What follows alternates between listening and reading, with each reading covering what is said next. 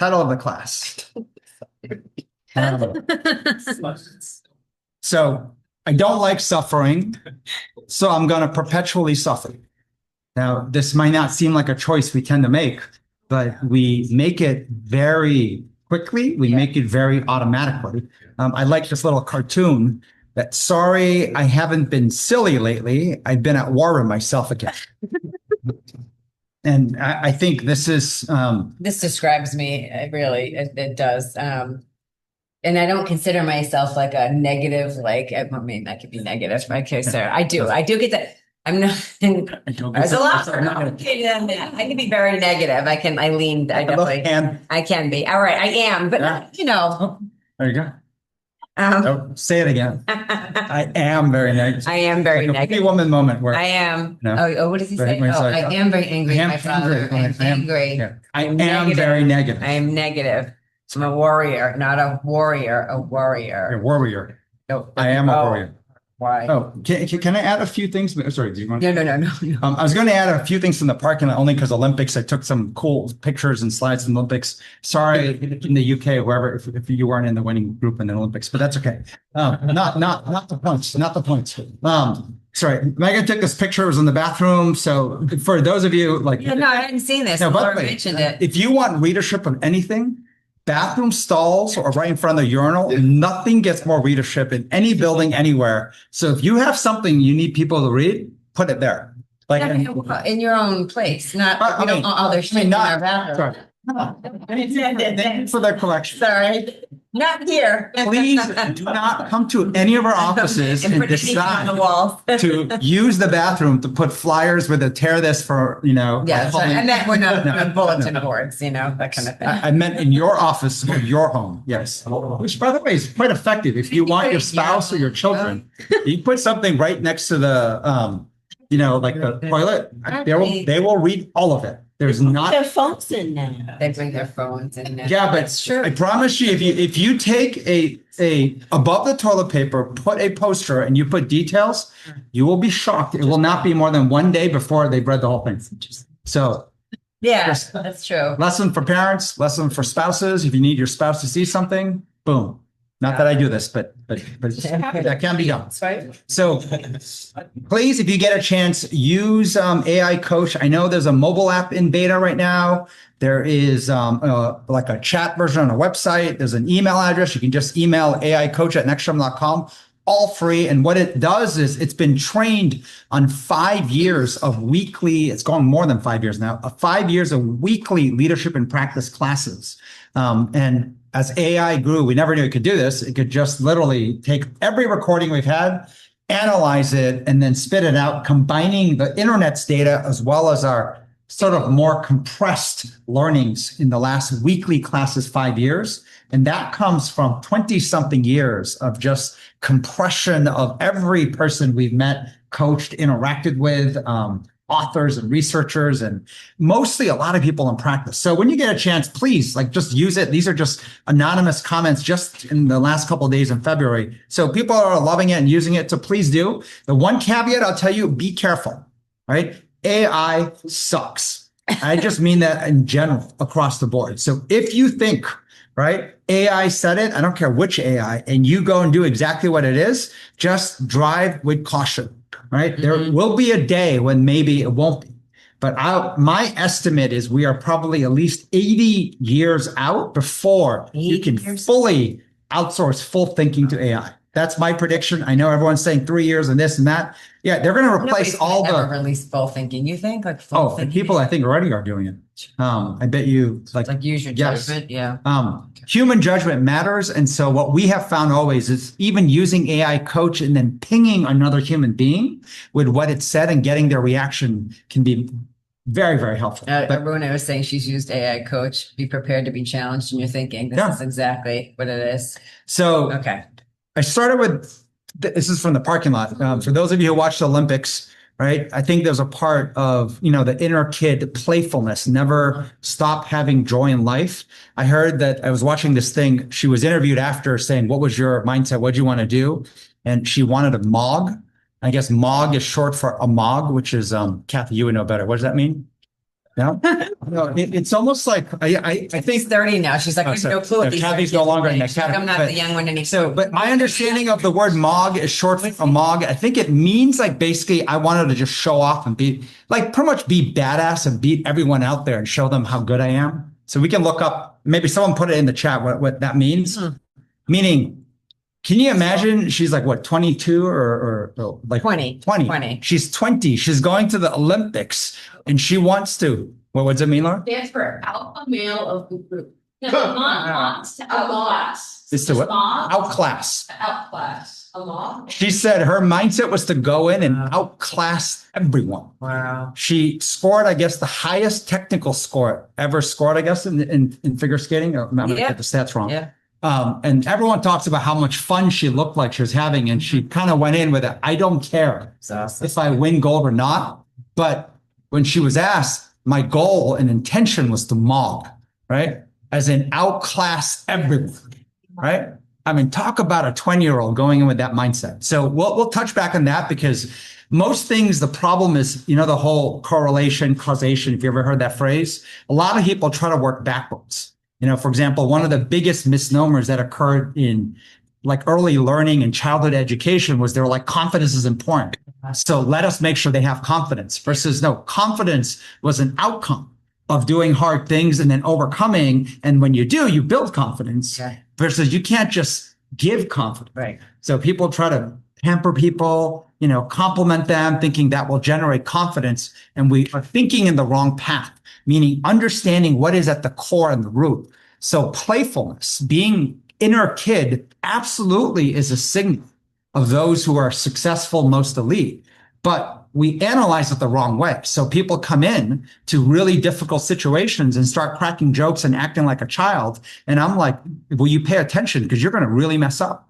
And that notion of backwards working these things gets everyone into trouble. So, but I was just going to say my favorite part when she ended, I don't know, because this is what shows her happiness or her kind of like the mog or whatever it's called. But she ended and she went, and then she went, and I was like, wow. And it wasn't like rude. It wasn't like I'm showing off. It was pretty good. I just killed it. Like it was so confident, It was yeah, and some people will say arrogant as shit, Yeah, right? Because if she actually didn't score well, they'll be like, wow, I what think a... she didn't care as much. I'm sure she cares, right? There's some level of, but I don't know. But the vibe was like, I just had fun myself. Look at me. Yeah. I just killed it. I just did what I wanted to do. And I say at the inner core, she was just being authentic. Yeah. Versus a lot of people say, oh, so if I flick my hair and, after I'm done, it will look like, I'm being inner kid. That's not how it works. A lot of us try to like kind of fake the outer symptoms versus you have to fix it at your inner core. Yeah. So you're talking about joy, right? So now here's the complete opposite contrast. Richest man in the world, Elon Musk, right? I think his net worth now, someone said, oh, right? But his net worth is around $800 billion. Is about to be worth $1 trillion likely this year with SpaceX going public. So this was an interesting little tidbit I just pulled off. Someone asked, do you think Elon Musk is happier than us or just louder? And he responded, I am not often happy. Now, a lot of people will translate that in different ways, right? And that's why he's so driven. There's a lot of people who say the most successful people I've met, they're so paranoid, they're so this. And I do not consider that the most successful. I do not think it is also the best way. We have spent time with so many number ones across fields. The work it takes to actually be able to become happy, attitude, mood, be bringing out joy in stress, not like when they're celebratory and whatnot. I don't know if you've seen videos of the U.S. hockey team in Miami going to clubs and celebrating. Yeah, of course they look happy. They've done the work and now they're celebrating, and celebration has its place. But to be able to bring playfulness, joy, kid-like curiosity and happiness in a situation that anyone looking will say, how could you be happy? That's like so stressful. You can't be happy. And finding that kind of joy in those situations, a totally different skill, an elite skill that is trainable, which is what's to me important and interesting.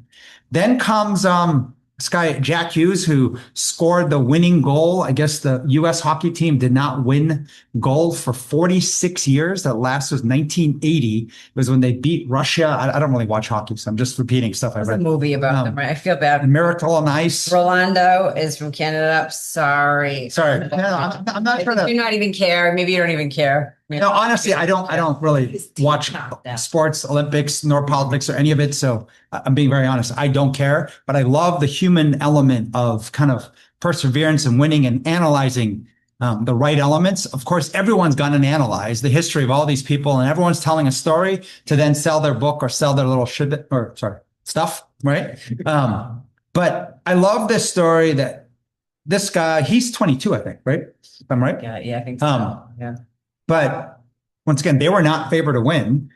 In overtime and before overtime, he gets his teeth knocked out in the third inning. Right? He gets his teeth knocked out just playing. And I mean, I look at that face versus this face, right? That to me is where I want to study more. I want to study the guy who got his teeth knocked out and then stayed so focused in the game, his drive and fight to then in overtime score the winning goal. Yeah.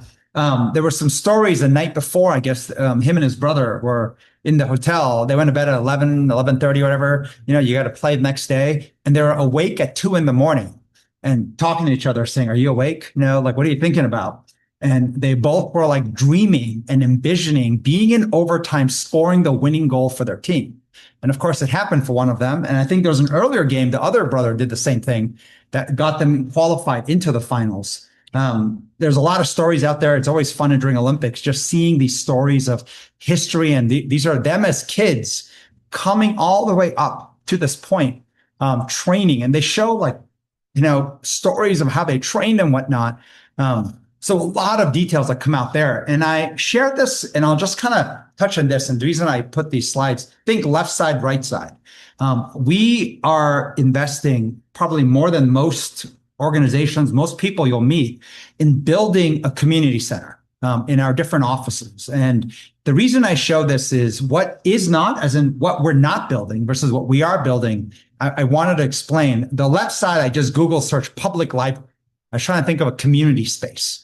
You know, you see people with their headphones on, you got to be quiet. It's community space. It's open to everyone, right? You can go in a public library. There's other community spaces, whether it's churches or they all have different themes versus what we have always wanted to build. And this Olympic Center kind of looks closer to our New York office, but we've always wanted to build what I would call an Olympic training center. When you walked into our older offices, there was giant lettering that said, welcome to the developmental gym. And someone had, when they're putting the words up, put a space, I think by accident. So it says develop space mental.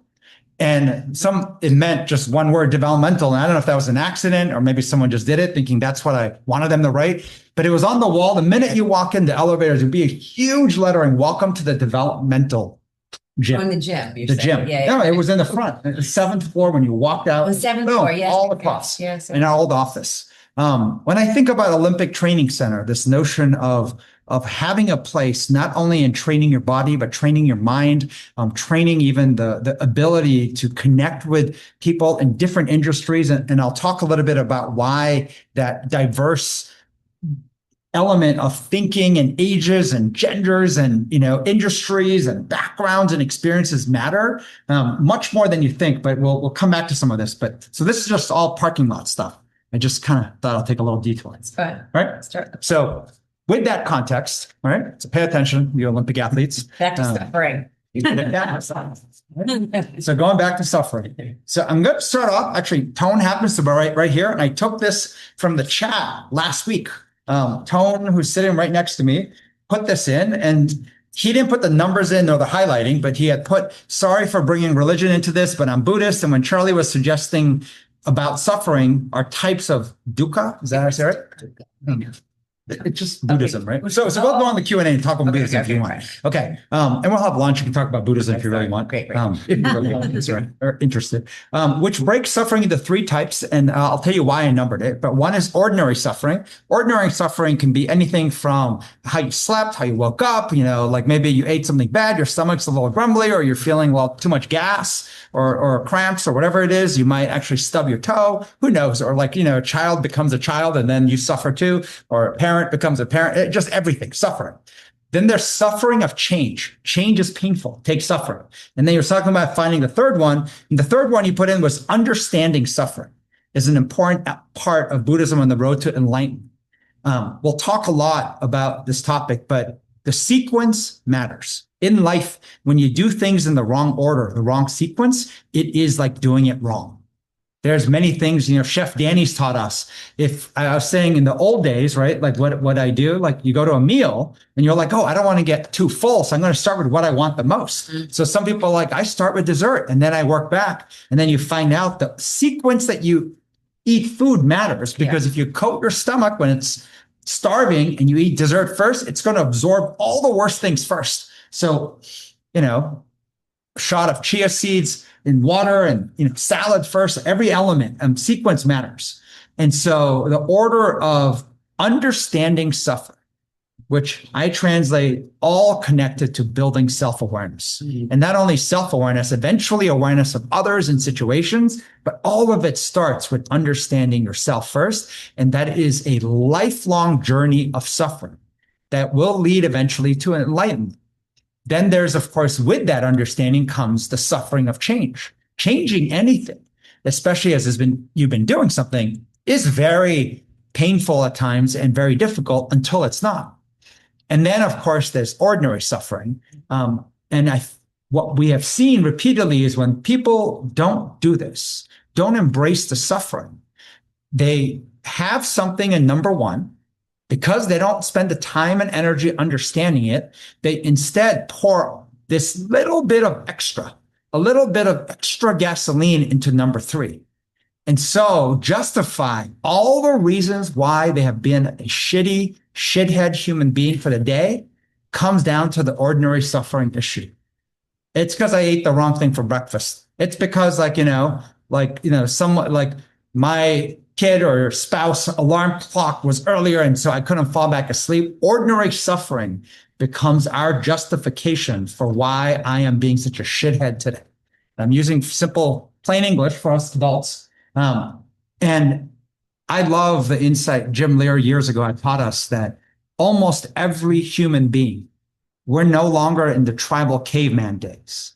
When you think you don't have energy, when you think I can't possibly pay attention, you have to realize it is just you narrating that if I set the conditions right, where every member of your loved ones will perish the minute you don't accomplish this mission, and the mission is to have to right now walk 2 marathons back to back. It's not run, but walk. So what is that, like 26 point something miles? So 52 miles, which I think is around 115,000 steps or so. For those of you who are into tracking steps, back to back right now. No, let me first go fuel up or drink water. No, right now you have to do. That is how much energy we actually have inside us.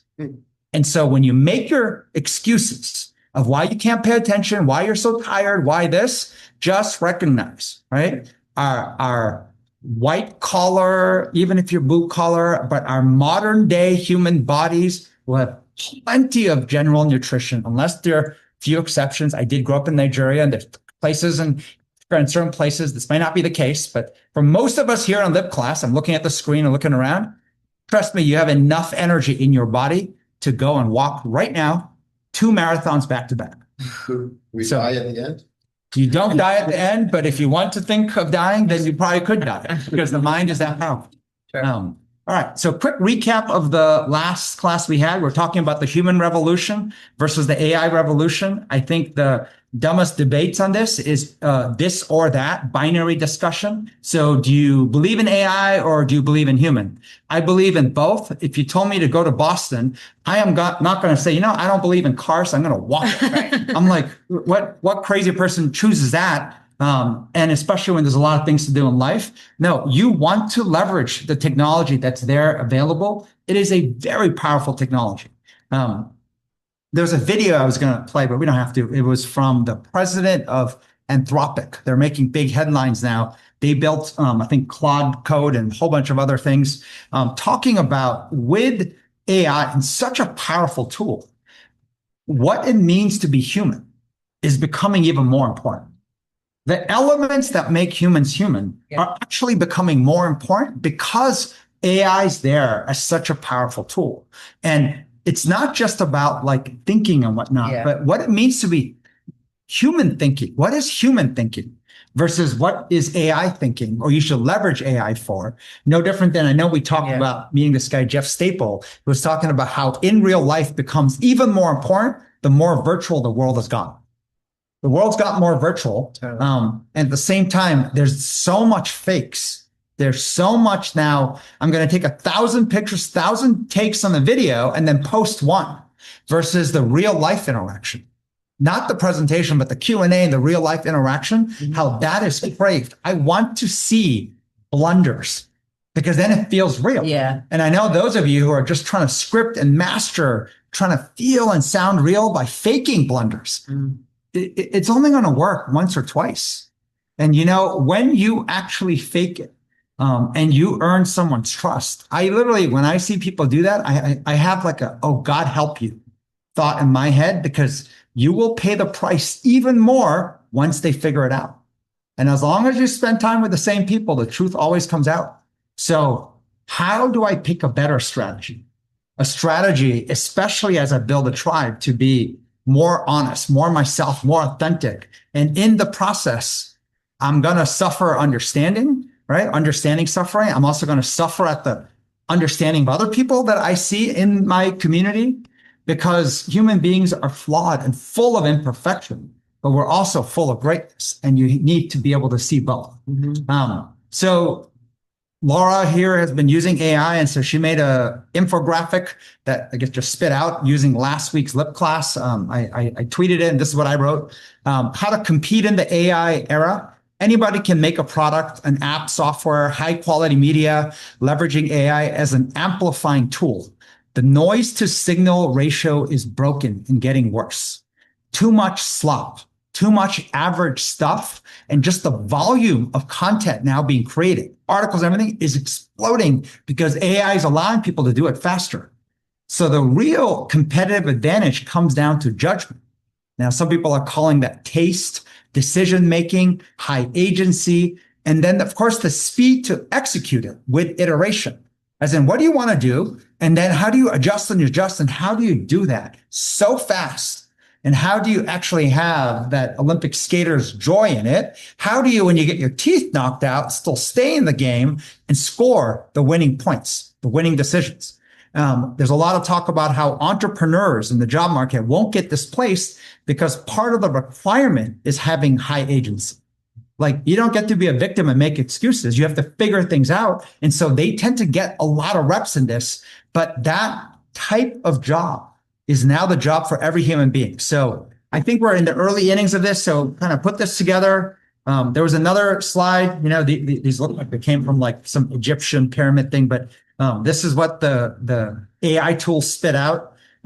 All the work we've done, understanding innovation, high agency, creativity, the notion of navigating and traversing, making decisions, leadership in unknown, which is at the top, has a foundation, a setup that is more discipline, more routines, more environment, more rigor. And people go into the, oh my God, that's so dull and boring. Can we get to the exciting brainstorm? I brought putty. I brought colored markers, right? I have some music we can play. Let's go and create.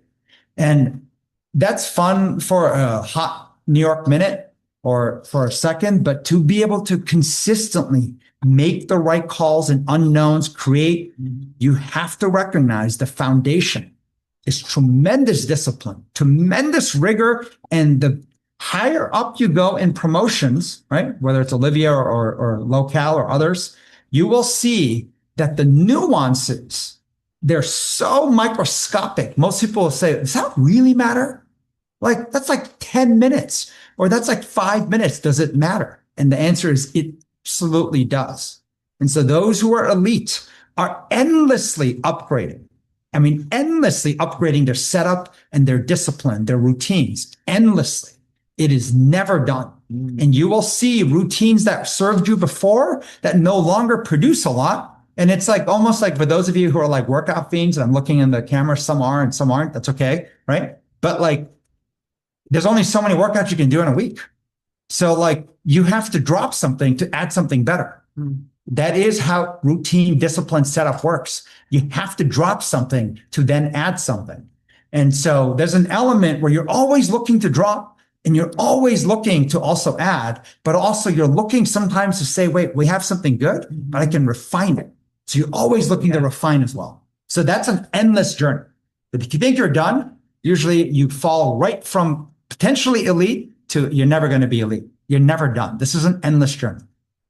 Right. I'm just thinking one of the things actually around discipline is the discipline to just stay in not getting into tactics. I think that's one of the hardest lessons of the last year I've learned, where meaning to not fill your empty space with tactical to-dos, which is like such an easy thing to do, right? We want to be productive. That's back to like the check marks. So you're checking off things you want to get done.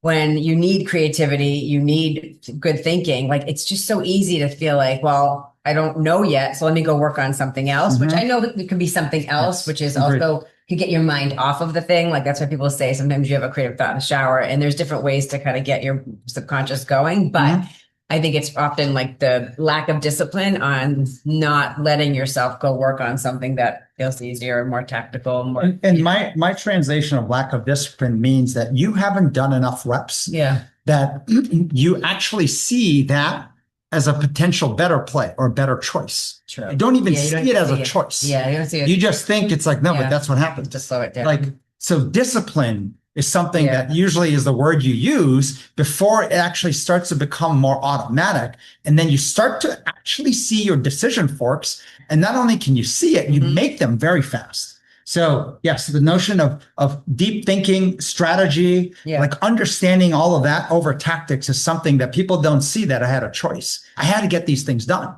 You could have waited even 1 hour and then advanced some thinking and strategy that would have changed it.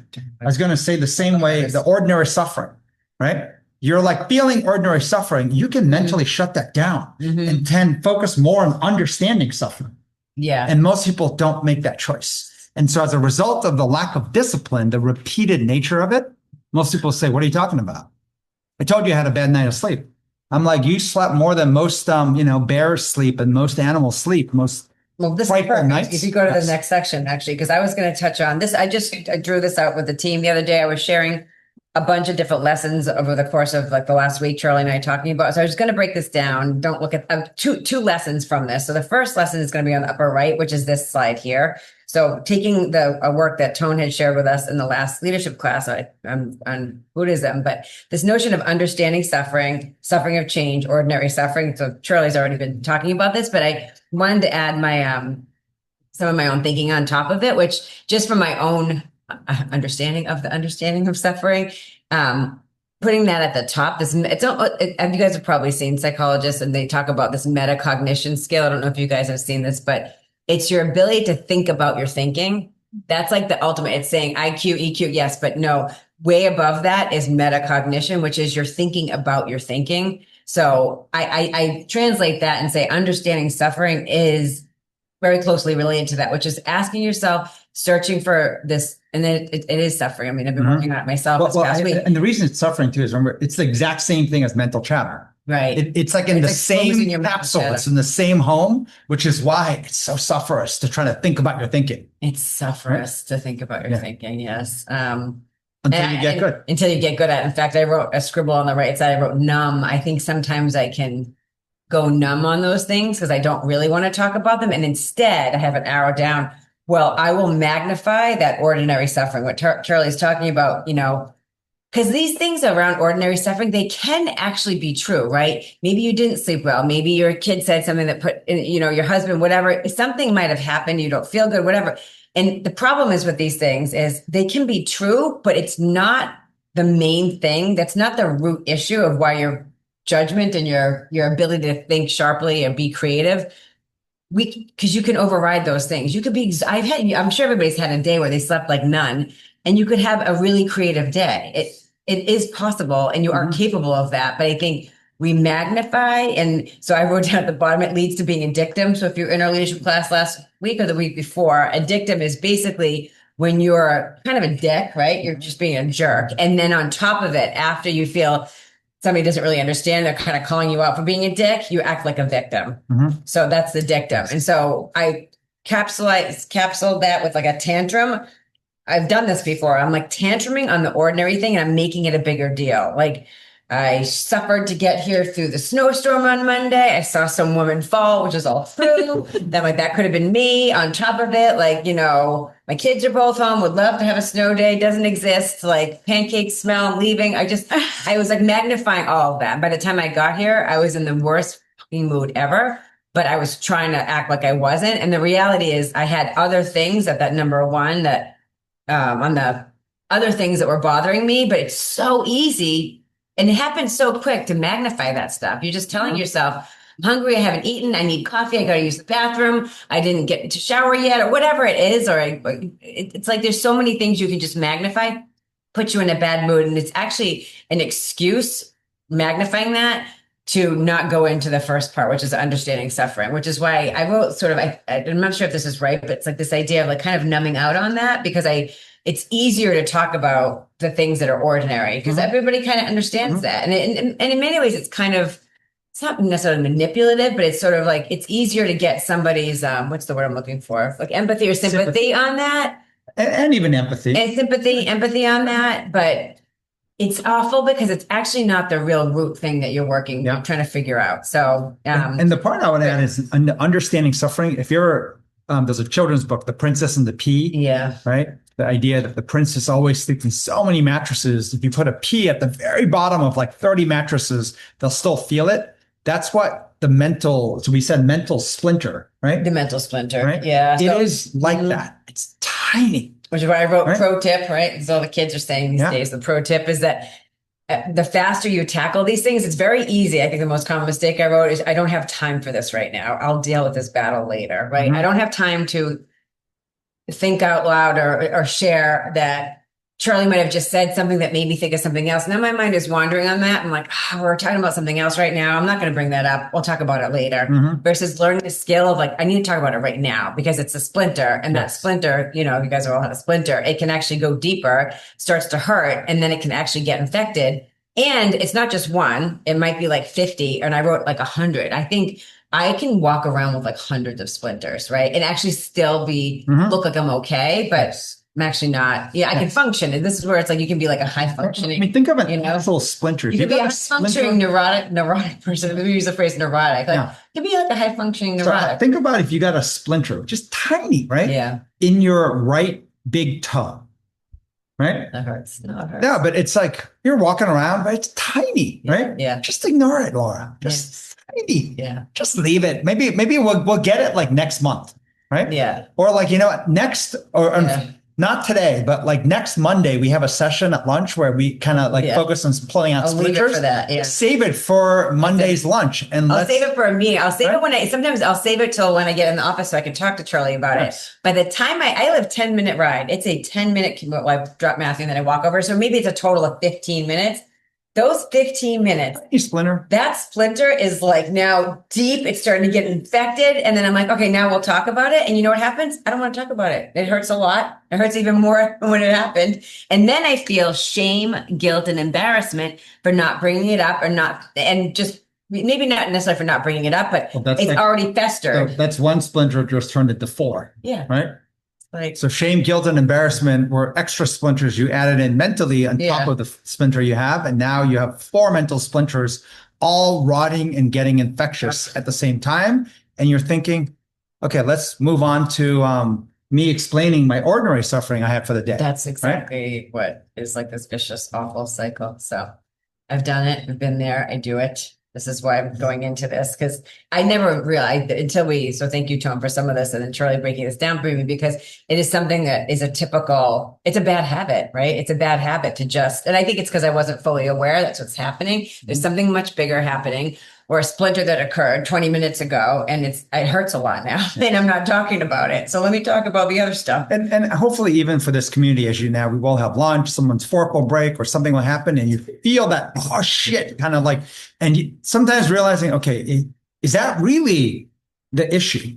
Or is there something else that just got awoken, right? That's underneath the size of a splinter, right? Yeah. But the broken fork or the chewing something that, like, is it really about the chewing something? And if you can't think of what it is, think about Jack Hughes having his teeth knocked out and within like the same window going and scoring the winning goal on the most competitive field for hockey in the world. And wonder like, wait, is it really about the fork breaking or my teeth cracking, or is there something else? Because this guy, I think, got like 6 teeth or 3 teeth knocked out. I mean, it's like a lot. It wasn't just like a little chip, as you can see. So the next topic, it's related, but I wanted to just share this insight around. So if you look at the top, I wrote when fear hits, this extreme flip flop, which I have this flip flop. These are extremes, and obviously naturally you're trying to get it like closer to the middle. But the extreme, this is all tied to fear. When fear hits, it could be little fear, obviously big fears, but the flip flop from I don't trust anyone.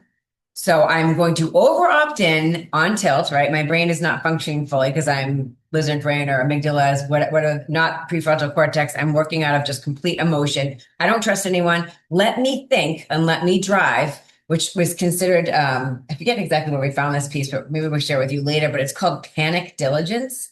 So I'm going to overdo this myself because I don't trust anyone to do it for me. This is my life. This is my kid. This is my project. This is my whatever it might be. I don't trust anybody else. I only trust, I just trust myself on this. So I'm going to just jump in all over it. And there's a panic that comes with it. It's called panic diligence. The opposite extreme I can flip to, I think this is what humans will do, is I don't trust myself, right? I'm so scared, right? I'm terrified. And so now I'm over opting out. I can't do it. I'm avoiding it. It's considered to be principled disengagement. So that blue, Charlie actually circled this on the sheet I was sharing, is that blind rule following is like the automatics that you have that you don't realize are so baked into your mental model that you don't change them. You just assume I should do this. We always do this. We never do that. Like I said, whatever it might be in your team or the projects you work for or the boss that you have, like this is how it is. Blind rule following. Kathy's getting a lot out of this, like rule following, thinking, wait, who put that rule in? She's realizing, wait, no, I put that rule in for myself. I decided that, and I decided it maybe months ago, and maybe the situation's different, and that rule I applied, that mental model I have, doesn't actually make sense anymore. It's interesting. I think the mental model, I was just thinking about me being negative, which I am, is that, totally okay. You know what it is? Totally okay. The mental model is that I should take the leadership and development training serious, and it should be negative. It almost should be hard. It should be versus, because I'm and obviously I think and this is like an easy thing to do. I'm very joyful and happy and high energy when I'm not under incredible stress, which I think is what is obvious. That's not fully true. That's not fully true, because I see you in dance class under a very high stress situation on a new song you don't know. Doesn't feel stressful to me. And I don't see you not be joyful. Because it doesn't feel stressful to me. I like it. That's what I'm saying. Yeah, okay, that's true. Okay, so in that area, meaning that by definition, in that sliver of my life, I can be joyful under stress. I've seen you joyful other things too. Okay, tell people. I'm saying we can talk about it later. No, I'm just again, understanding suffering. So the statement's not true. You're not negative on everything. You're not, this is recognizing, wait a sec. Why is it? In general, it's more of the masses skill, which is to be joyful when things are easy. Is I agree. Of course, that's why I don't consider myself, obviously under difficult circumstances is where the real skill is needed. And I don't have that skill. I have a very hard time being joyful. The way I look at it, it's a skill if you can transfer it from one situation to another. That's a good way to say it. If you can't, and you don't know how I built the skill, like Kathy, when she goes on vacation, a bunch of friends, most stressful thing, everything goes wrong. And she's totally calm, joyful, even finding adventure and convincing everyone amongst a team of negative Nellies, just talking about doom, not going to work. And I'm like, where's that version of Kathy when it actually matters besides vacation. Right. And vacation matters, but even more important. Yeah. And this realization that if you can transfer that Then same it is a skill, is that when you recognize it's a skill, Right. it's a human skill versus when you don't recognize and you play autopilot and keep doing it like, you know, you're a great human being on the stuff that doesn't matter maybe as much. And then the things that do matter much more, you're like a horrible human being, right? Like, and so that contrast, recognizing first, that's true. And that's the whole like notion of to recognize it, it takes suffering. Because it's all right. Take it away. You're going next because this is a higher level. We're going to dive into some of this Q&A on this. I thought these 2 slides that I'm looking at. We have stuff later on. Like Kathy, you put something in. Tired of Laura. Kathy, you were saying you're. Oh, yeah, right after. Oh, you hear me. No, I was just saying that we talked about the suffering on, I think it was what, Tuesday or something. And yesterday I was thinking about that and I kind of used it as a tell for myself. Because I think I came over to Laura and I was just like, oh, I'm tired for some reason, like that 3rd level suffering.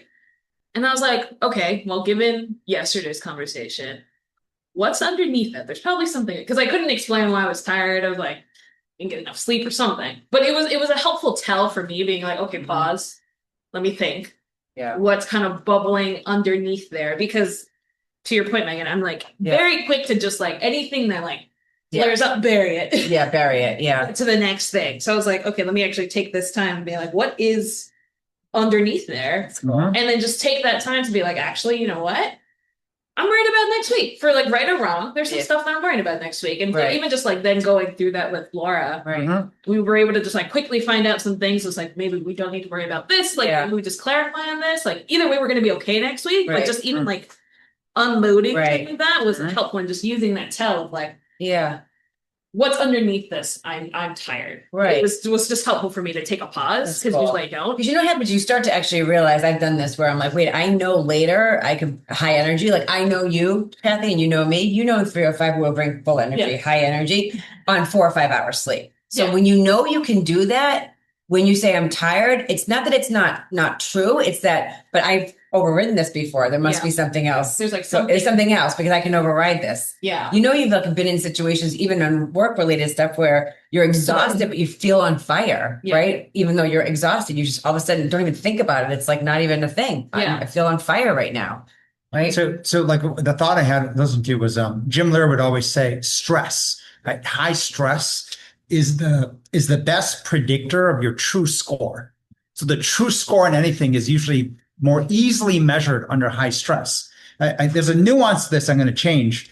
I look at it as your training score, like stress. And I think think about ordinary stress, ordinary suffering.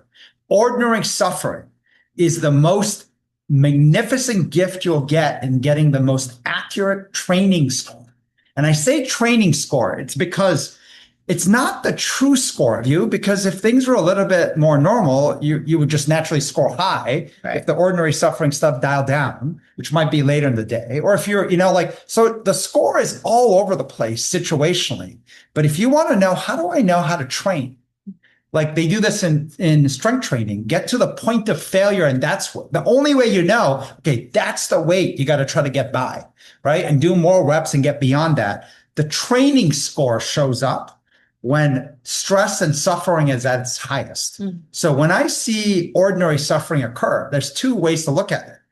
You can look at it as, well, it's going to be a really bad day, right? Or like, oh my God, I'm going to get some real understanding today of every element of how much courage I have, how much patience I have, like how much like mental. Reframe. My God. Like, you know what I mean? A narrative that's helpful. Like, because we're going to try to teach some of that stuff. Charlie has a lot of helpful narratives that I have that doesn't even enter. Like, wait, I'm exhausted. It's a really bad day. Or wait, I'm going to get my score. Training score. Like, just Charlie, you're saying it like that would never, wait, this is how, sorry, I'm just saying that's a hard. I don't know if anyone in the Zoom had any thoughts, reactions, questions. I put, by the way, you can always like just dump it into the chat because we have several people just all reading the chats too. But on the topics Megan covered, because otherwise we are coming back to Splinters. Yes. You have stuff on, so we could come back to it. Because the next slide, you might get a little mental like indigestions, a lot of stuff I'm going to fire through. So before we go to that, anything on this stuff? Anybody here in the room or on Zoom? You can unmute. You can put it in the chat. Alpha, good. Well, about the negative and positive, I mean, there's a certain oscillation to it. Right? In French, the word bonheur, nothing lasts forever. Bonheur is happiness, positive, good stuff. Bonheur. Literally, if you break it out, the etymology is bon is good and heure is hour. So bonheur. Good hour. Good hour. Okay. So it doesn't last forever. And malheur is sadness, negative. And that's the same word as M-A-L, mal, like bad. And then H-E-U-R. H-E-U-R. So really, it's embedded in the language where the happiness and the bad doesn't last. And they come together. In a way, you oscillate from one to the other. So that's what we always say in the moments of malheur. Just understand that bonheur is, right around the corner. So it's almost rejoice in your sadness, because happy times are coming. Your sadness. And that's why when you're happy, be careful. Yeah. But what's interesting is this, but I've seen sort of the error that, if you're having bad, you're due for good. Right? Which is a very dangerous thing. And this is what people do to make risky bets and lose it all. And if you ever go to the casino and do a field trip, you'll see this, right? We're due for a win. Like Greg calls me Chazzy. So we'll be gambling and we'll play 5 days, just lose it. Right. And he's like, we're due for a win. No. Right. There's no way. The odds of the mathematics, we're due for a win. And those are when we get killed. You go in, you will be shocked how much the bad hour, the malheur can last. And then here's the danger, the human error that lets it reset.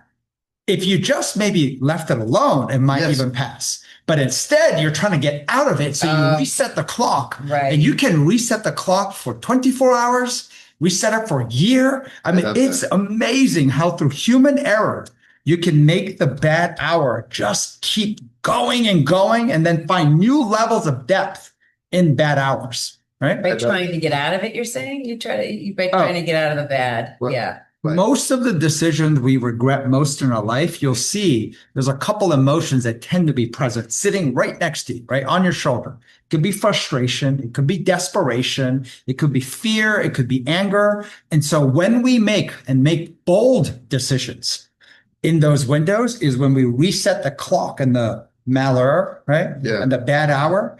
And then it can get scarier and scarier. And so then when you narrate, I gotta do something, you can often make it worse.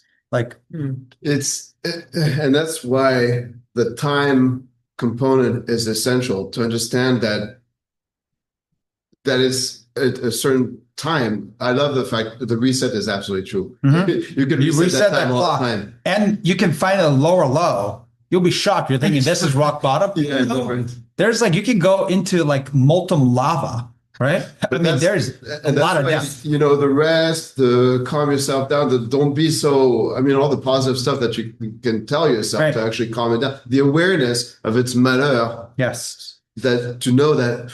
Breathe. It's going to end. It's not, obviously it's don't double down. I understood what you said. Now, and then there are also, now remember, you can't, this is the part about the blind rule following. So, which is why when bad things happen, I just disappear, right? Now, imagine if your house is on fire, right? One room, bad things happening. So I do nothing and I disappear. See, that's the worst decision. Yeah. So this is where there's no blind rule following. This is human judgment. Right? There's a little fire, but I'm thinking, and that's how forest fires started for a lot of these. It's a little fire. And somehow instead of trying to kill the little fire, everyone's well, I'm scared. Yeah. So I'm frozen. I'm watching it grow. Right. And then I'm I think there was a nightclub where the roof was on fire, the ceiling, and they were social media recording it. And all these people died. We're okay, that's really bad decision making, right? Yeah. But there are people who probably just sat there frozen too, right? When they could have run for the exits or, But that's beyond a splinter, that. Yeah. but this point being, that's the part of human judgment. Yeah. There is no blind rule. That's why you just have to count down, hold your breath to 20 or, Aram said 1 hour. So according to the French, which they have a lot of knowledge, so it must be like 1 hour is a key. No, it's not, doesn't work this way. This is where The gurus say 3 breaths. 3 breaths. Right. But this is the part. So what the hell do you do? Right? Oh, use your head, apply judgment. And that is not such an obvious or easy thing to do. But that is the human skill. Okay, so how about this? I'm going to try to fly through a lot of stuff. Right, so I put a bunch of stuff, and I call it market data, but it's like just stuff that's stuck out in different ways. So we have a lot during the course of a week. I'm trying to think between Megan and I, how many we must exchange of little things we read and pass. Hundreds. Probably hundreds, maybe 1,000 a week. Yeah, probably hundreds.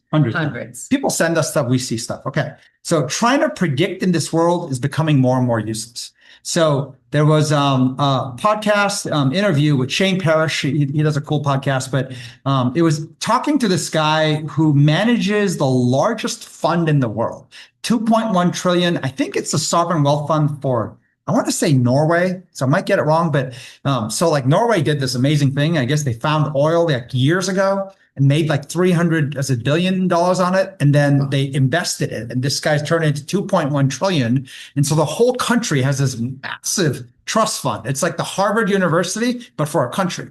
So he's the one who manages this, and I guess it's like the largest individual running and managing money. And so it was interesting this is not the point I want to make, but he was saying when you overanalyze something, it often doesn't improve the outcome. It makes you more confident about the outcome, which is also not always a good thing. In poker, they call it being pot committed.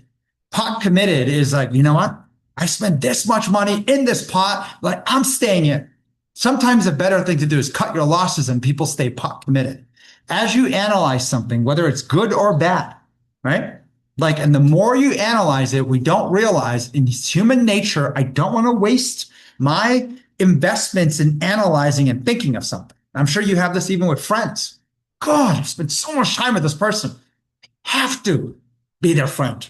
Right. But I'm miserable every time I see them. But all that time spent, I don't want to restart. And they say this in investments too. I held the stock for 5 years. And they always say, if you aren't willing to buy the stock now, you should sell it. Like you hold on to the stocks you want to still buy right now, right? So you don't make your decision based on everything in the past.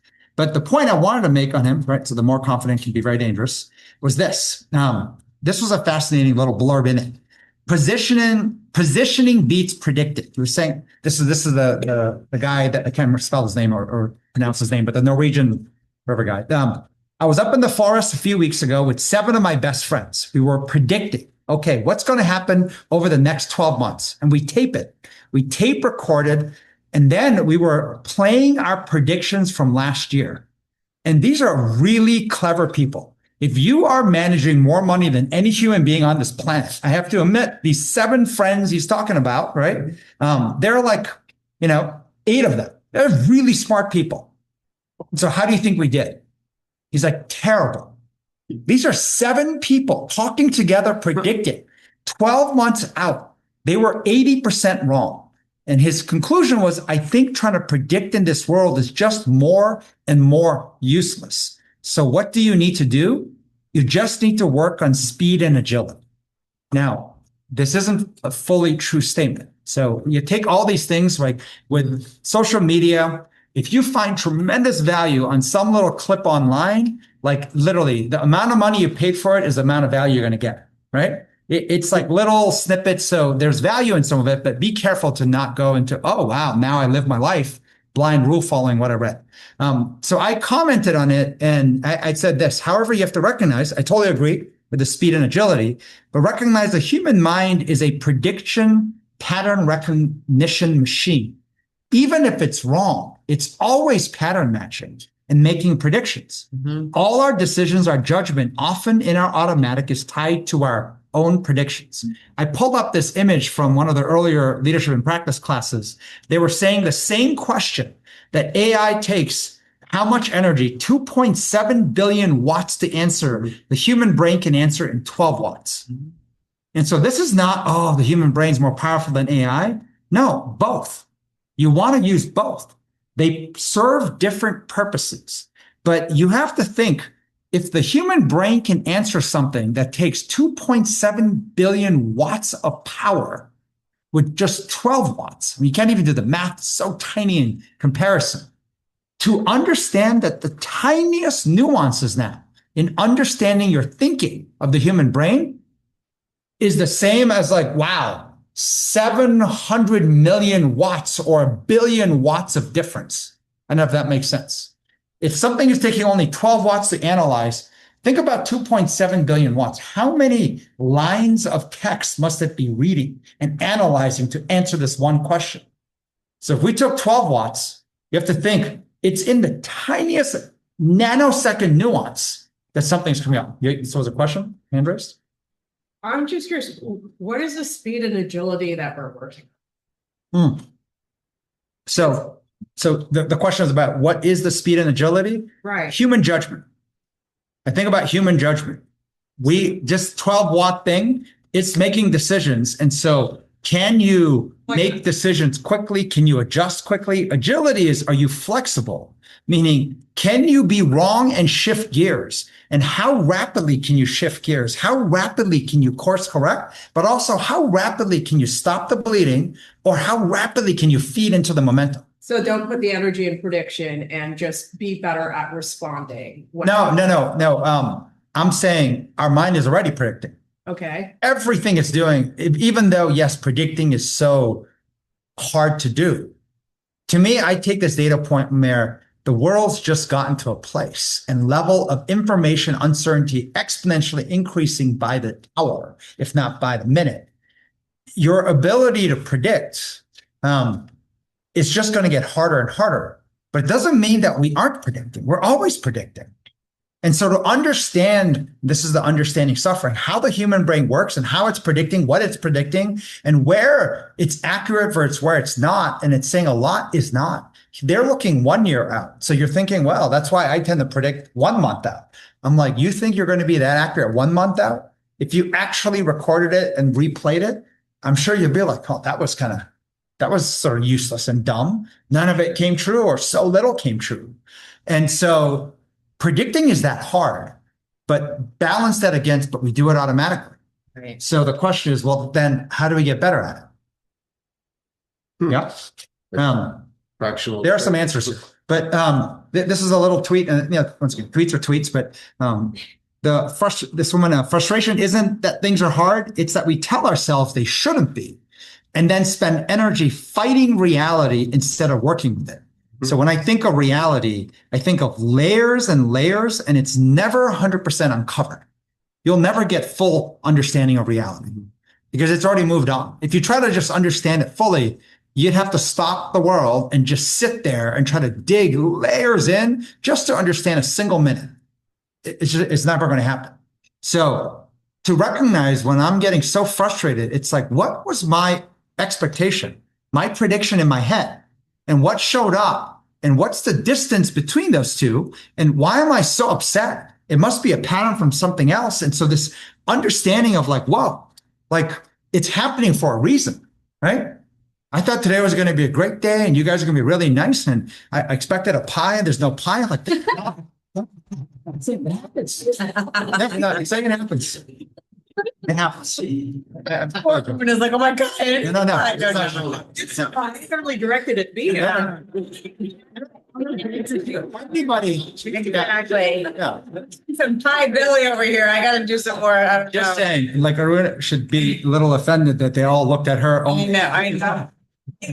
Dare you. You all. Selfish takers that only think that your job's to come here and eat pie, Yes. right? There is a children's book, the Little Red Hen. It talks about who's going to help me, plant these seeds, farm, and all that stuff. And then at the end, nobody helps. Who's going to help me eat the bread, right? Who's going to help me eat the pie? And everyone's like, I will. And what does the Little Red Hen do? I'm just going to eat it myself, right? So. Yes, Runa, you and I can eat it. So I say myself, but I just put myself in. There's still some New Year candies left from last week. Yeah. Nobody. Yeah. Preservatives, not as good as a organic homemade pie. Yeah, so there's a lot more here. So, all right, market data point 2. With AI, things that make us human become more important. And this theme is starting to show up a lot of places. So if you want, you can watch this video. Ariana Huffington, she created Huffington Post. So we've known her years, and like cool person on different aspects. And then she was interviewing, or no, she was actually commenting on the video. This is the president and a co-founder in Anthropic, right, saying the things that make us human will become more important instead of much less important.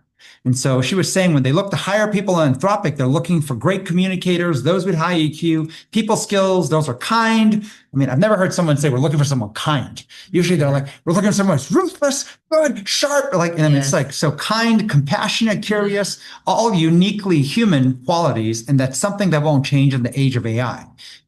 Take this data point, once again, for what it's worth. It's free. So take it for what it's worth. It's free, right? But there was another article. There's two different write-ups. So, people say, what's the best thing you've seen article written up? And so this guy, Brent Bishore, try saying his name wrong, but he wrote two different articles. So of course I had ChatGPT analyze it because it's like so hard to read everything. I was like, give me the summary, the bullets and whatnot. So one article was around AI's amplification and the rising floor and the widening gap. And so the other one you see at the bottom was part one, which is AI, a return to what it means to be human. So I analyzed this one first, and it has a lot of interesting pieces. I'm just going to dump some of the parts I cut and pasted. So just stay with me for a sec. On the very left, I'll go left to right and then bottom. The notion of technology as an amplifier. The printing press was an amplifier. Mm-hmm. If you were a great writer, you can reach millions. The internet was an amplifier. You could literally be in India building something and then suddenly reach the whole marketplace in the world, right?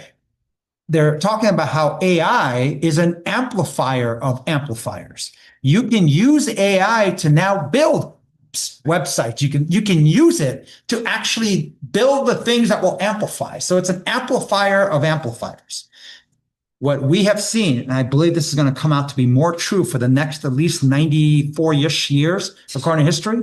I'm being a little specific, but just say round it up to 100. TP, training partner. A great human being, and a training partner is different than like a teammate or it's like someone who trains equally hard with you. I think about going to the gym. When I go to the gym with the right person, even on the worst day, and I'm tired, exhausted, and I start up by saying, I can't really do a good workout, somehow they ignite a fire in me that makes it like what they call it is it co-opetition? Co-opetition? Collaboration. Yeah, so whatever those PC fancy words are. Collaboration and competition. Compete with your teammate, yeah, right? Like, always. And it's like, who's going to win? And it's not about like winning because you're training, right, but like you up each other's game. You see this in the best of any field.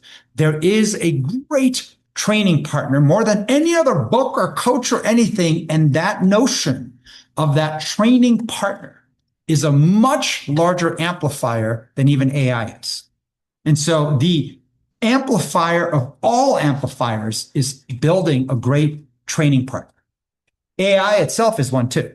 Now, on the right side, the widening gap, I highlighted this in human skills, the tiniest differences plus AI leverage equals extreme economic divergence, meaning there's a massive difference in winning or losing by a 1%, 0.001% difference in the human skill, which is why it's almost like it feels like it's not even worth it.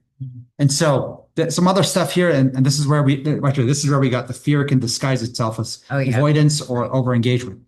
Right. So the human side of it, I thought this was fascinating. So return to what it means to be human. And the order that it summarized this, I thought was fascinating, that leaders should reward discernment, judgment, in that order, clarity, honesty, and not performative busyness. So think of how many of us have just focused and believe success equals putting out the skills of performative busyness. I make great PowerPoint presentations. I start all sentences almost as if I'm writing a thesis paper, right? It's like kind of headline point, bulleted, and then I'm going to break into chapter one, right? You start talking like this kind of like a robot, which now is AI. And anytime you read this crap now, I say crap, You know they didn't write it. You know it's AI doing it. Yep. And so then people are like, okay, how do I make it seem like I Yeah, wrote it? all right. So now like there's like the Right. performativeness of trying to sound human despite most of it's AI. I'm like, so then you go back to the left, honesty is not there, right? Clarity definitely doesn't show up. But what I like was this: discernment was first. Judgment is what we talked about, decision making. Discernment, said simply, is the ability to say no, right? You know, when people say no, bitch, it's like you see a post and you're like, no, bitch, that's not taking share in my head, right? You see a person, they come up to you, like, no, bitch, right? Whether you say it out loud or you do it just with your hand or in your head, this notion of there is so much information. There's more advice being shoved down our throats. We would all turn into become like, foie gras, right? Like a duck overeating and to build that delicious thing, friendship and love. Like discernment, the ability to say no, to be able to identify misinformation, disinformation, but also just slop. We don't need more average crap shoved down our heads. We don't need to watch more. Look, if you want to get entertained, it's different. But if I'm looking and, like I want life advice and whatnot, do I need more average life advice? Do I need another person taking another spin of why these Olympic athletes have won? And that's like the discernment, even to be able to see something and saying, that's good. The rest of it, I'm throwing away. That noise to signal versus how many of us say, these people seem smarter than me. Yeah. I'm just going to keep all of that in my filing cabinet of my mind. And I'm going to save that to read later. I'm going to save that insight. I'm just going to, well, that was valuable. That one line was valuable. So the other 3 pages must have some value. So I will save it and read it for later. And how much new stuff is coming and how much are you saving and how much advice are we getting? Where do we have the skills, the muscle to actually say no bitch, real time, fast, and then realize, ooh, I said too many no's. So I'm going to say, okay, yes, bitch. And then there's like, okay, you maybe bitch, but then just keep moving. That lightness, discernment first, because that impacts judgment. If judgment is your human mind, if you overflood it with all kinds of slop, and the average internet stuff written, which is what AI is built on, is crap. It's slop. So if you do not have discernment, you're now going to take internet crap, shove it in your brain, and wonder with my 12 watts on anything it's thinking, why it's coming out so fucked up and broken. You have it. And by the way, like most things, it takes reps and skills to build this muscle. I love the order. So I put green first, then yellow, and then on the right. Discernment is much harder to build. Saying simply, learning to say no. Well, explaining, Charlie, too, like if you the discernment, the example of saying no, bitch, like I think you or the topic or the whatever you're talking about, no, to actually explain why, like that visceral judgment is the way that it is, because you might end up changing your mind if you share it, right? But that's the point. But I think it's hard to actually say no, right? It's hard. It is a skill to learn to say no to that person, how they're thinking, whatever. That's a very hard. Because you kind of want to keep it open, right? Like a lot of things I think most of us put in the maybe. That was like the D in decision making, right? Like maybe. But then don't forget the accidental principled disengagement, which is, well, the rule I follow is now just saying no to everything. Right. You're going to have a really bad life. True. Right. So like there's a lot of great things and you're choosing to walk to Boston every time. Yeah. That's like, wake up, right? There's stairs and there's even planes, right? Like, and they're like, well, no. I say no. I say no to everything, all new technology. Nope. Right. Like, that's not so smart. That's true. So this is where then what do I do? Like, like most human skills, it takes reps. It takes experience. They say like the classic thing is you can't learn to throw a football just watching, videos and reading about it. You have to physically throw it. Now, those of you in London, football is like this thing that looks like an egg, but it's got pointy edges. And I know you guys call it soccer, or no, you call it football. We call it soccer. But anyways, there's other things. They say like boxing, right? You can't learn how to box without going in the ring and actually getting punched in the face several times to see how you do, right? I'm sure the same thing happens for hockey when you see sticks flying at you and teeth can get knocked out. Well, I learned playing Xbox. I'm a great hockey player. I was like, no, you're not a real hockey player. You are a video gamer. Like there's a difference. But I also like this thing at the bottom. Community should slow down, thicken. I like the word thicken. I like that word too. Right? Prioritize face-to-face life. I think that's very cool. In a world that went more digital, right? And how many friends do you have? I have like 1,500, right? I have 1.5 million. Like, it's like people brag thinking the more they know, and kind of like, instead of thick relationships, they have like these tiny layer of like, yeah, I met that person once, right? The notion of thickening, investing, slowing down in a world that's going faster, right? That's actually really cool. You're right. It's slow down in a world that's going faster. Yeah, can you grab the fridge thing? Because it's like, I have like these dog ears. I can hear this thing. All right. Okay. Mental laziness. We invented a new word called malaisy. Right. So, and malaisy, Charlie's favorite word, is in the dictionary. Malaise is a general feeling of discomfort, illness, or uneasiness whose exact cause is difficult to identify. Oh, it sounds like today's world, malaise, right? Lazy is unwilling to work or use energy, right? And actually, I guess there's a Spanish dictionary which actually has the definition of malaisy. What is it that bothers you exactly? Sounds funny. Right? I don't know. I just feel like general sense of malaise. So how much malaisiness do we see all around us and our own selves, right? Something just doesn't feel good, right? You're going to figure it out? Nope. I'm just going to sit on it, right? And then I'm just going to complain about how I feel malaise. And I can't even identify why, right? I'm not even going to attempt. I'm just going to sit around and be malaisy. I think this is kind of very common. There was a little video where this thing like moves. So it's like you're trying to help someone and the other thing is erasing it as it goes. Very common, very typical, right? Like it's very hard to help someone when they don't want to change. It's even harder to help someone gain awareness or understanding when they don't want to suffer through it. There's a part where you can't be present and panic at the same time. One of them is always stealing your life. There's a lot of little good isms. Great friends always unapologetically point out what you can't notice about yourself that you really need to notice.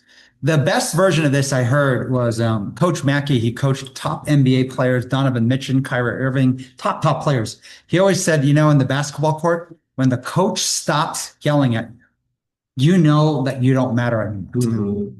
That when the coach sees potential and sees you wanting to learn, they are not filtering, they're yelling at you.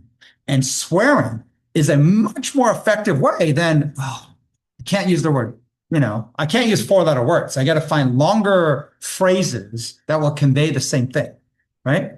I want to explain to you from my observation, what I saw you do, and your energy, I think could be higher. It's just my observation today from all the days I've observed versus you fucking sucked.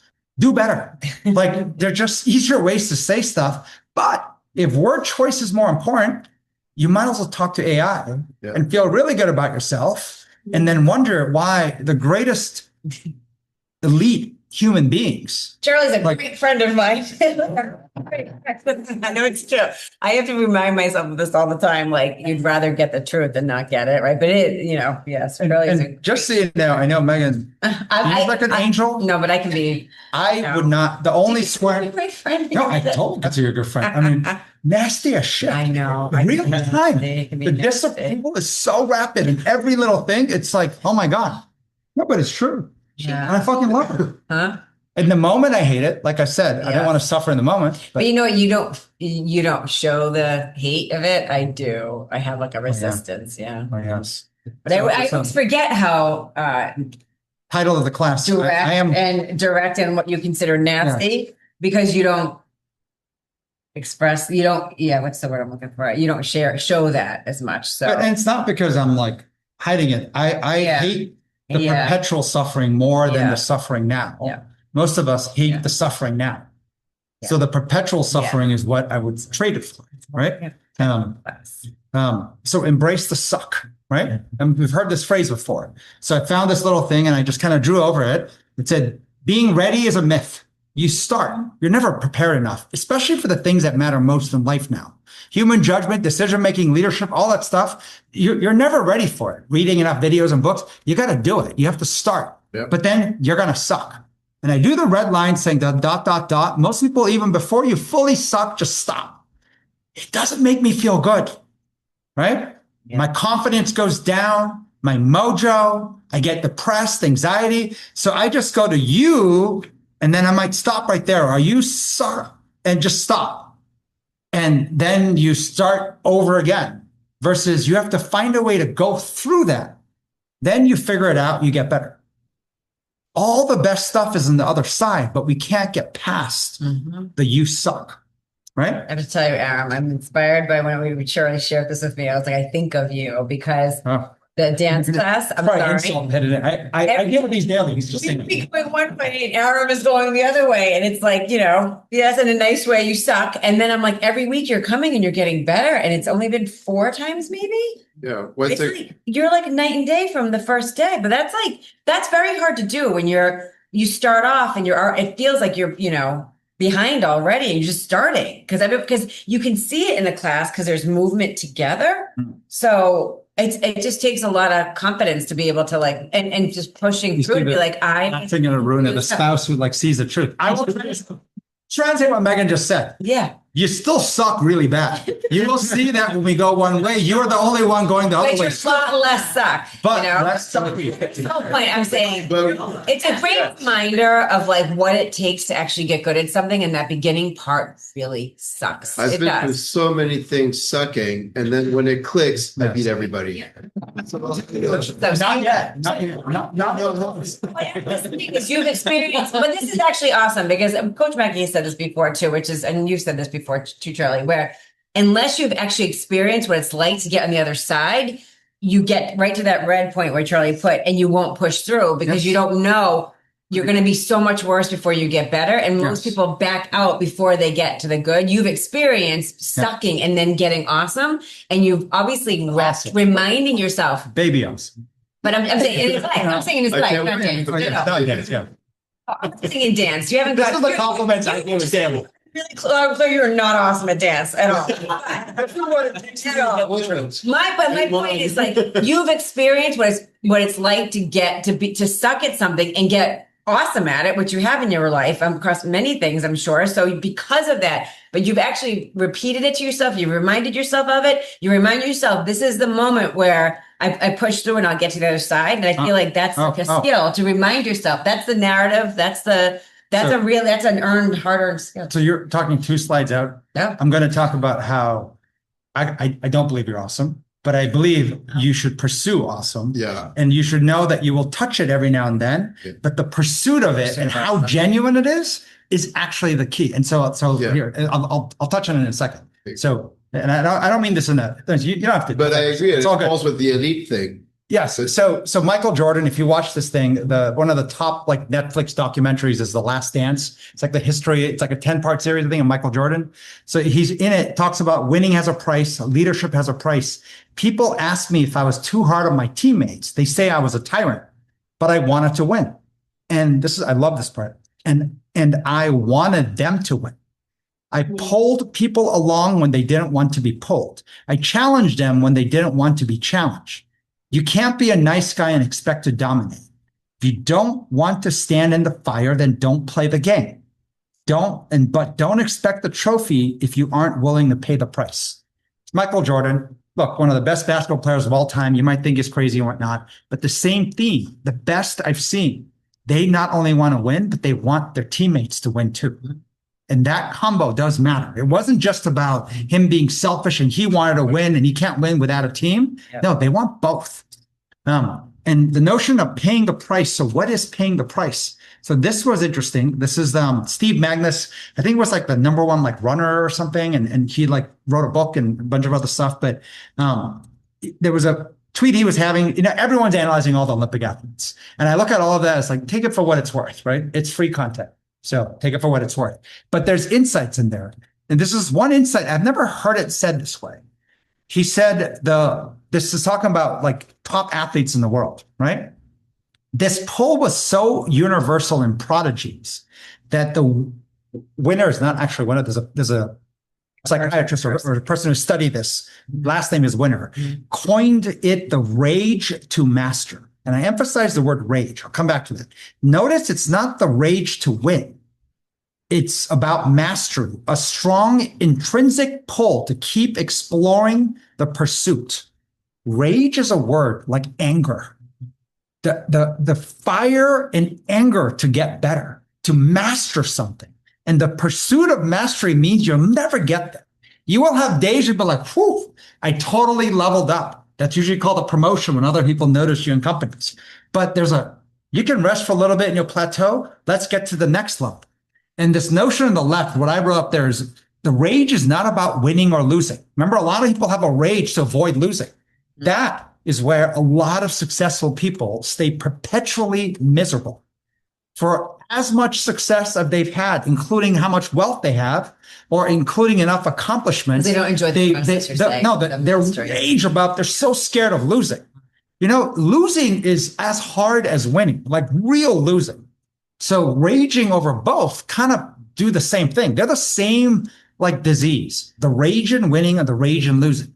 But the rage in mastery requires you to pay the price to serve up your ego. I think one of the best pieces of advice I got going year back after 9/11, almost ruined this company and just hurt everybody I could imagine, hurt myself the most and everyone, the whole process. This one guy, we've had some amazing mentors in our company, just all investors, 100 investors, founding board member of Google to the CEO of Merrill Lynch and a lot in between. It's one guy who built $1 billion consulting company. Like in that moment says, Charlie, like there's no mistakes. There's no, oh my gods, only lessons learned. And I was like, yeah, but do you know how much I fucked up? You know how many mistakes I've made and where I am and how I have no money and all the people I had to fire and all the stuff. And he's like this notion of building the mindset, failure, embarrassment, so we'll talk about that a little bit. So deeper in this thing, I love Winner's research went a step further. If the environment was overly controlling by a parent or other adult, it often led to an extinguishing of this rage to master and a lack of later success. Adults were needed to support, but that support should not tip over into some pseudo-authoritarian style. It should be autonomy supportive. We've subsequently found the same thing in sports where autonomy supportive coaching tends to basically lead to thriving, while more controlling methods lead to higher rates of burnout. In it, and this is kind of the nuance, and I'll tell you where I think this is kind of right and wrong. A massive 2025 study in Science analyzed around 35,000 elite performers, found that only about 10% of world-class adults were top performers as kids. The forced early specialized kids disproportionately fell off. Adult world-class performers, as in 90% of them, had more diverse practice and then gradual early progress, meaning they specialized later. Now, here's the nuance that I believe, and you've heard people say this. I've heard people in youth sports, like when you see parents all over someone, youth sports or pianist or this and that, and those kids end up burning out, hating it, right? The Olympic gold. She tapped out at 16 after becoming best in the world and didn't want to skate anymore. Took 2 years off and then came back with I'm going to mog everyone, right? A 20-year-old coming to say, I'm going to basically make fools of everyone, show them how awesome I am, right? Where did that mindset come from? And this notion of diverse practices. So then what do parents do? I got to give them a sampling of everything, right? And so they're going to force in diverse. And why something doesn't work is we try to engineer success in human beings through extrinsic things that we add in, right? So that's why I go from class to class, sport to sport, and I'm now having you learn violin, and then I'm going to let you learn basketball, and then I'm going to have you learn boxing, and then I'm going to have you meditate, and then I'm going to have you do this, and with that diversity, I'm going to have a world-class athlete. Not even close. The nuance, and we can talk an entire class on this, is diverse is very different when you yourself go into a situation recognizing, what am I going to practice? I had some tweets with this guy, Steve Magnus, and I was telling him one of the key things we learned was practice does not make perfect. The more reps of anything you do does not make you great. That is not a true statement. Perfect practice is what makes you perfect. And perfect never being achievable. Perfect practice is a forever engineered thing. You're constantly engineering how to train better. And so when you go into different experiences, diverse experiences, whether it's sports, music, different things, and you have the right high level root intention that you're going to look for, it might be, so the ultimate part, I mean, I don't think I put it in here. It's what I showed last lip class. Yeah. The mind is in two parts, right? One is offense, one is defense. One is like kind of, can I have the mental resiliency by testing myself? Can I deal with difficulty, failure? And, can I deal with things that flare me up physically and mentally? And so I need reps in that across many different things. But at the same time, can I get creative, experiment, take risk, learn? Can I do that across many different things? You rep that skill. It's a mental skill. And then eventually you start to hone into a specific thing, whether it's piano or ice skating or hockey. That's how you take off. So you're saying you go into a diverse situation, or you go into any situation, but the whole point was you're saying it's intentional. I forget how you said it, but like you go in intentionally into something with a desire to test your resiliency, and then eventually like your creativity. So I put it here by Charlie Munger, right? He was one of the smartest guys in the world when he passed away fairly recently. Why most entrepreneurs make terrible decisions. If I had to name one factor that dominates human bad decisions, it would be what I call denial. The single most important thing if you want to avoid stupid errors is knowing where you're competent and where you aren't. The human mind naturally tries to make you think you're way smarter than you are. Strategic plans cause more dumb decisions than anything else in America. I constantly see people rise in life who are not the smartest, sometimes not even the most diligent, but they're learning machines. And that to me is that right side, learning machine. Anything you touch. The rapid destruction of your ideas when the time is right is one of the most valuable qualities you can acquire. You must force yourself to consider arguments on the other side. So at the bottom, forgetting your mistakes is a terrible error if you're trying to improve your cognition. So think of those emotions of things that make you feel shameful, guilty, embarrassed. Don't we want to just not think about it and forget it? If you want to make yourself smarter, improve your cognition, you're going to have to find a way to look at those. How does that compare with what you just said about I think it was an investor who said, no, oh my God, no mistakes, only lessons learned. Oh, because you have to learn the lesson. You can't learn a lesson unless you look at what you did wrong. Okay. And you have to look at it in such a deep way that you can actually fade in it, embarrass. Right. And, I always love that little video on YouTube with Eminem, the whole rap battle he has to have with Papa Doc. You remember this? And he starts off and he has to go first. And he's like, yeah, like I am trailer trash. I like Papa Doc. It's and then he says Papa Doc, Papa Rock, and he says whatever his name is, Papa Doc. Meaning own your fucking weakness. Don't let it own you. Don't let other people own you. Don't let your mental spiraling. And so the combination of these two things, I'm going to go into a little bit more here. So this is the main lesson I want to teach. So I actually looked up mental splinters, and I don't know if it's actually there, but that was a real thing. It showed up that they're like mental splinters or emotional splinters, unresolved past experiences or traumas that remain lodged in the psyche, causing lingering emotional distress, pain, and if not addressed, further psychological infection. Like a physical splinter, these hidden nagging memories can cause avoidance, anxiety, or emotional pain long after the event, requiring therapeutic processing to remove. Key aspects of mental splinters: definition. These are unprocessed painful emotions, often from traumatic events, that stay under the surface, causing persistent emotional, mental, or behavioral symptoms. Symptoms. Similar to physical infections, mental splinters can cause emotional inflammation, causing irritability, anger, anxiety, flashbacks, and avoidance of reminders. Now think about the pattern matching, recognizing brain of ours. Everything can start to seem similar. The festering effect, if left untreated, is experiences can become more deeply embedded in the psyche, leading to continued or worsened distress over time. I look at the Princess and the Pea. That pea is now the size of a beanstalk, and then there's Jack in the beanstalk. It's like real dangerous. Healing process often requires bringing the splinter to the surface, which may involve facing necessary, sometimes uncomfortable pain to remove it. Spent time studying, like the most painful thing for most people is death of a loved one. and the process of grieving death requires you to have to look at it, put it into the light. And they say talking to another human being about that pain, looking at it in detail over and over, and it might take years. You might be able to get there faster. Time is something that you will have to do the reps, but there will be a day where the pain will still be there, but it will no longer be infected in your mind. It will not control how you're thinking. Your cognition can come back.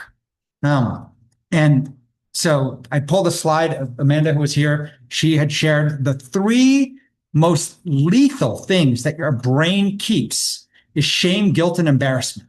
She said the subconscious record, the 3 emotions we will hold our entire lives so tightly. And the brain is here to make sure you live. And the way it makes sure you live, overdeveloped immune system, is that anything that comes close to touching shame, guilt, and embarrassment, I am going to keep as far away from you as possible. So think of now, so what do you do? And so here's the leadership in practice. There are techniques to shorten the amount of time the splinter stays inside you. Think of a mental splinter. If I could help you shorten so that it hurts when you get a splinter, but I can remove it faster. It still means I have to expose it and all that stuff, but if I can remove it faster versus letting it grow, maybe even grow into a full-on plant who's having other splinters, right? Like if you plant a pea, it will grow into a pea shoot and they will have peas, like a lot more. They tend to grow. So here's what I put. Let me explain kind of 2 slides here and then I'm done. Mental splinters. Guilt, shame, and embarrassment are hindsight emotions. I don't know if that makes sense. Yes. It's after the fact. Right? Yes, you can prematurely predict that I'm going to feel shameful there, but that's not actually what's happening. You have to have something happen and then in hindsight. So the longer the hindsight window grows, the more infectious it's becoming. 2 techniques to actually analyze things that make you feel guilty, shameful, embarrassed. And once again, the sooner the better, right? You want to get to a place you can almost get it out real time. I think of splinters, we tend to say, you know what? It's only like 12 o'clock. Or 11:30, I'm going to get it out tonight, like at 10 o'clock. Like we don't do that. We like look for immediate ways to get it out. So there's 2 things to think about. I think is powerful. I think about a scale of 1 to 10 on both. And why ranges matter? It matters in the sense of when I feel guilty or shameful about something, I think about what did I know? Scale of 1 to 10, where was the amount of information? And then after it happened, what's new information? If I can distinguish the nuances of what I knew at that point versus what I know now. Oh, duh, of course I feel guilty about that because I didn't know that, but now I know this. So separating the information, what's your range of information you have? We often feel guilty in stuff that we didn't have a lot of information. And in fact, when you think about it, there's a lot of new information I got after the fact. My skill level, how skilled am I in this? On a scale of 1 to 10. If my skill level is very low, why am I being so hard on myself? I might have had a lot of information, so I shouldn't have made that mistake, but my skill is so weak, I just stood there frozen, right? Or my skill was so weak, I did worse. I did the worst opposite thing. Like to understand that as one way to look at it. So I'll give you another way. 3 levels. And we're talking about this at dinner last night. Coming back to understanding suffering. Am I aware of my hidden rules? We all walk around with hidden rules on anything. It's almost like, why did I say that? Well, why did I just do that? And to start to recognize what are the hidden rules, and you start to look, and once you start to look, you will be shocked at how many hidden rules you have. Level 2 of it is now going into deeper details. How did that rule get created? The origins of it. Like meaning oftentimes we build protective rules for ourselves early on. I mean, the example I use here in our community, we built a spreadsheet where you can sign up to do salon, haircuts, and Pilates. In the beginning, we didn't know who would be coming in. So we expected thieves. We expected crooks, as in someone will go and then just overwrite somebody else, right? And so we expected a lot of bad behavior.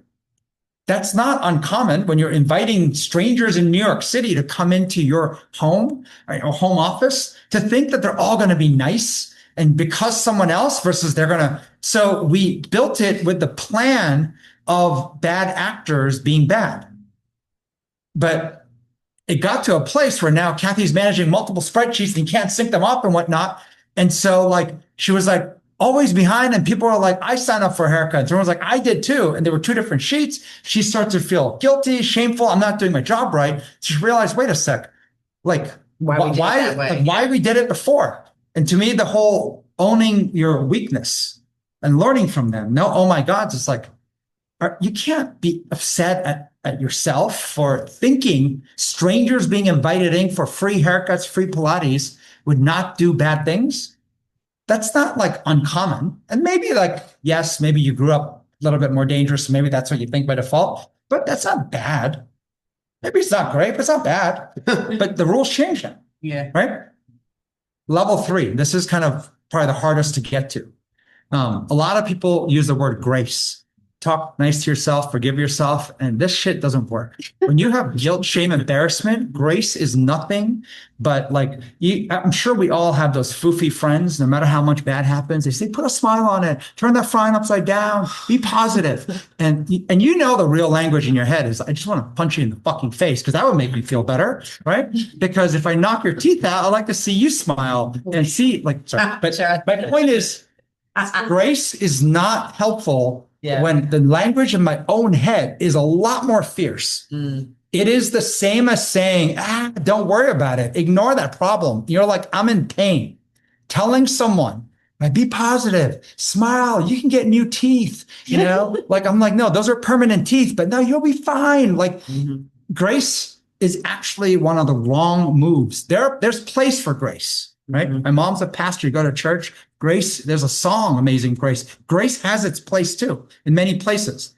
But often when this is happening, you're suffering and understanding something.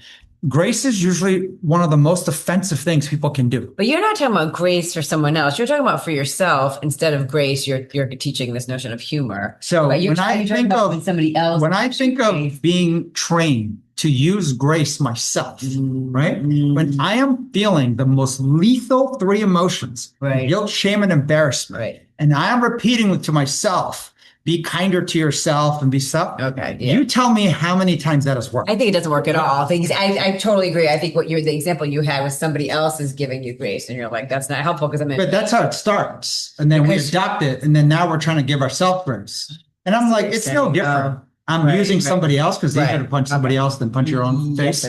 But my point being, it has its place. And by the way, like anything organic, if it works, fucking use it. Use it until it doesn't work. But when it doesn't work, recognize, this might be the place where Charlie talked about, I kind of want to punch that person in the face because I have a real issue and that be positive isn't really doing much. And I wish I could just shut them up. So you have the power and the agency to do it. Now, here's what's interesting. I talk about humor and I'm talking about genuinely laughing at yourself. Humor. And so I put on the right, inauthentic humor is awful. And I'm talking about exposing, bringing it to the light on a serious topic to be able to find a way to find humor and laughter in it and expose it out. Now, this is level 3, as most of you, please don't try this because you will hurt yourself, you will hurt other people. I don't know if you've heard people when something horrible happens, they try to sound funny about it. And anybody who has experience knows it's like an invitation into a landmine. And they're like making a joke and if you add to the joke, they will literally cut your head off, right? If it isn't through just looks or if it isn't through the next things they say versus someone who's genuinely owning. That's the Eminem video. If you see, they're uninsultable at that point. Yeah. They're like, actually, if you point out additional pieces, they might even laugh harder. Genuine. Yeah. That notion of getting to a place where you can look at the blunder, the humanity in yourself that God, are such an idiot in doing it. Like, and then you can describe in multiple bullets how I was an idiot. And then even laugh about it. And then kind of even say, you want to know what I actually thought of doing on top of that? I thought of adding these 2 extra pieces. I was this close. That's when you're like now inviting someone else to come join me in this understanding suffering.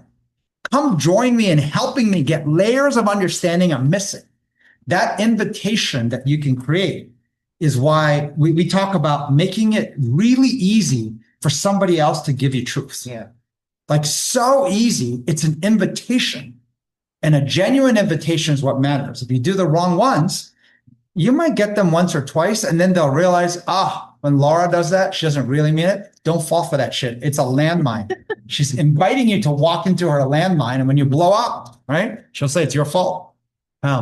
So level 3. Is that right? All right. Can you go back to level 1 though? Can Sure. I just maybe make a quick Yes. comment on this level 1, this understanding suffering? Because I think that's sorry, the title of the class was I don't like suffering, so I'm going to perpetually suffer. On the suffering, level 1, I feel like the process of doing that is much harder than I was just going to comment on. You have to be Buddhist. Yeah, you have to be Right? Buddhist. You have to be Buddhist. That's But harder it's to me much than ordinary suffering. it is much harder than ordinary suffering. And I think when I experienced this last week, I was doing this with Charlie. I thought, wait, I think I know why I said that. I think I know why I did that. I'm like, oh, I know. First off, I got defensive. So that's part 1. Part 1 is defensive, right? It's like the the mental immune system, Charlie, right? Like the shame, guilt, embarrassment. You touch it and I'm going to try to stay away from it. Or I'm going to give you a really high level. Oh, I know I did that, right? Which is defensive. Like I said, I did that because of that. You actually think you know. The deeper you go into this, you realize I did not know why I did that. And then as you start to explore it, you're like, wait a second, it's a lot more complicated, There are a lot more reasons why I said what I said. Actually, it's because I'm feeling insecure on something, or maybe I feel a little desperate because of something. It's crazy if you go through it, how you're like, whoa, that says a lot about the mindset I have right now, the situation I'm in, how I feel. Meaning like your body is kind of doing what it's authentically like feeling inside, but we think, no, I don't feel that way. I don't feel desperate. I don't feel insecure on that. I feel I'm okay. But your actions, right? Which is why when you do something, to truly be curious of why did I do that? Here's one way to look at it, right? So imagine AI, right? Where was that slide? So imagine AI. You ask it any question, even just put one word. I'll give you huge answer, right? Certain. So, So it's going to tell you. Why did it answer that? Right. Do you know how hard it is to unravel that? Yeah. It spent 2.7 billion watts. So how many things did it analyze to give me the answer? I put one word. True. Right? So think of that. What's the human brain equivalent? And you're like, well, it only took 12 watts. And I was like, I know. But do you know how many different things moved at the same rate as a 2.7 billion watts? And you think just because you have your first answer, that's why you did it? I'm like, oh, it's like layers and layers and layers. And later on, you're like, oh my God, that was the total not reason. Like there's a bigger reason. And then you're like, no, but it's a combination of things. And then you'll get to a place and why it's real suffering. Yeah. My God, I'll never know. I'll never know exactly why I did it, but I have some guesses and I'm going to keep testing those theories. But this is also why when Tone says it leads to enlightenment, which would be the opposite of perpetually suffering, is that same you is you, and you are going to repeat that same thing. Like, well, I'm never going to be in that exact same situation. Things repeat, they repeat a lot. So I had a situation last week. I was like, oh my God, this won't come back up. Oh, it came back up like a few hours later. Because if you really dive into it, you're like, whoa, it's much deeper, which means it's going to show back up. So I think we think okay, that's good enough. I know the answer. This is why I said it. This is what I did. I'm going to move on now. And that's kind of like saying, I got the splinter. It's out. It's mostly out. Like you got to. Remember Chris Birch? So Chris Birch, the husband who created Tory Birch, and and it's a long story, but he's one of our investors too. But he would always say, Charlie, like everything great is repeatable. But there's the flip side. Everything bad also tends to repeat. And everything bad when it comes to human judgment, by individual, it tends to repeat all over the place. In fact, the time we spent with the world chess master, Josh Waitzkin and whatnot, he shared how he beat his opponents by watching. He would say, you is you. He would literally watch his opponents, and patience is a huge element in chess. So he would watch them in the buffet line. If they were impatient, tapping their foot, waiting for food, and he would give them a patience score. He would watch them in the elevator. How many times they press a button would give them a patience score. He would also watch, like, startled is a key element. If you can't recover from being startled, it's a key way to beat an opponent. So he would watch when it starts raining suddenly, what people do. Yeah. People are like, oh my God, it's raining. Ooh, low startled score. Versus like, if they're like, oh, it's raining. High startled score, hard to beat.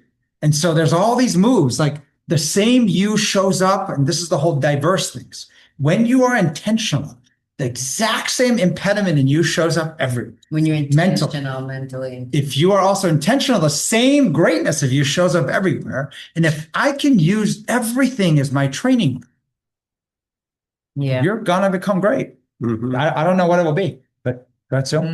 We say that if you haven't learned that lesson, whatever that is, it'll just keep coming back and repeat. Yes. Yeah. Right? And Yeah. you learned that So lesson. you learned it, right? And it's Right. unfortunate most people never learn it. Right. And they go and chalk it up to, well, it's always because it's breakfast. Because they keep You know? sweeping it under Like- the rug. Right. They don't deal with Catering it. company never brings the right breakfast, so I'm always screwed, right? Yeah. Or like I'm a bad sleeper, so I'm perpetually, Mm. like we blame it on the wrong. We a lot of times attribute it to the wrong thing, or it's the whole like I wasn't diapered right, I was raised incorrectly, or like my mom like yelled at me at this, and my dad decided to take his belt off and give me a few lashings, and that's why. I'm like, maybe there's a maybe. It might have splintered from there, and it might have gotten massively infected because of it. But like there's new stuff coming at us everywhere, and instead of actually working on it, we're like, you know what? That's the belt from my dad coming right back in. It's like, no, it's not. Like I'm attaching it.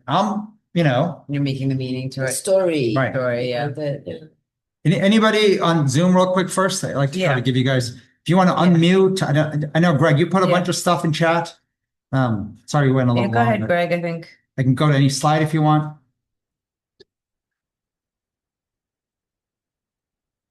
Is Greg Is still Greg here? still, are you still here, Greg? Maybe he's not. Okay, he might Oh, have to he go might to have his to go. other thing. Okay. Okay. Anybody in Zoom, you can feel free to unmute whenever you want, since I'll let you do that. I have a question. Sure. You mentioned on level 1 is like recognizing the hidden rules, but Hmm. I think like assumptions that I have, like I'm not quite get what are the hidden rules, like assumption, expectations, are they?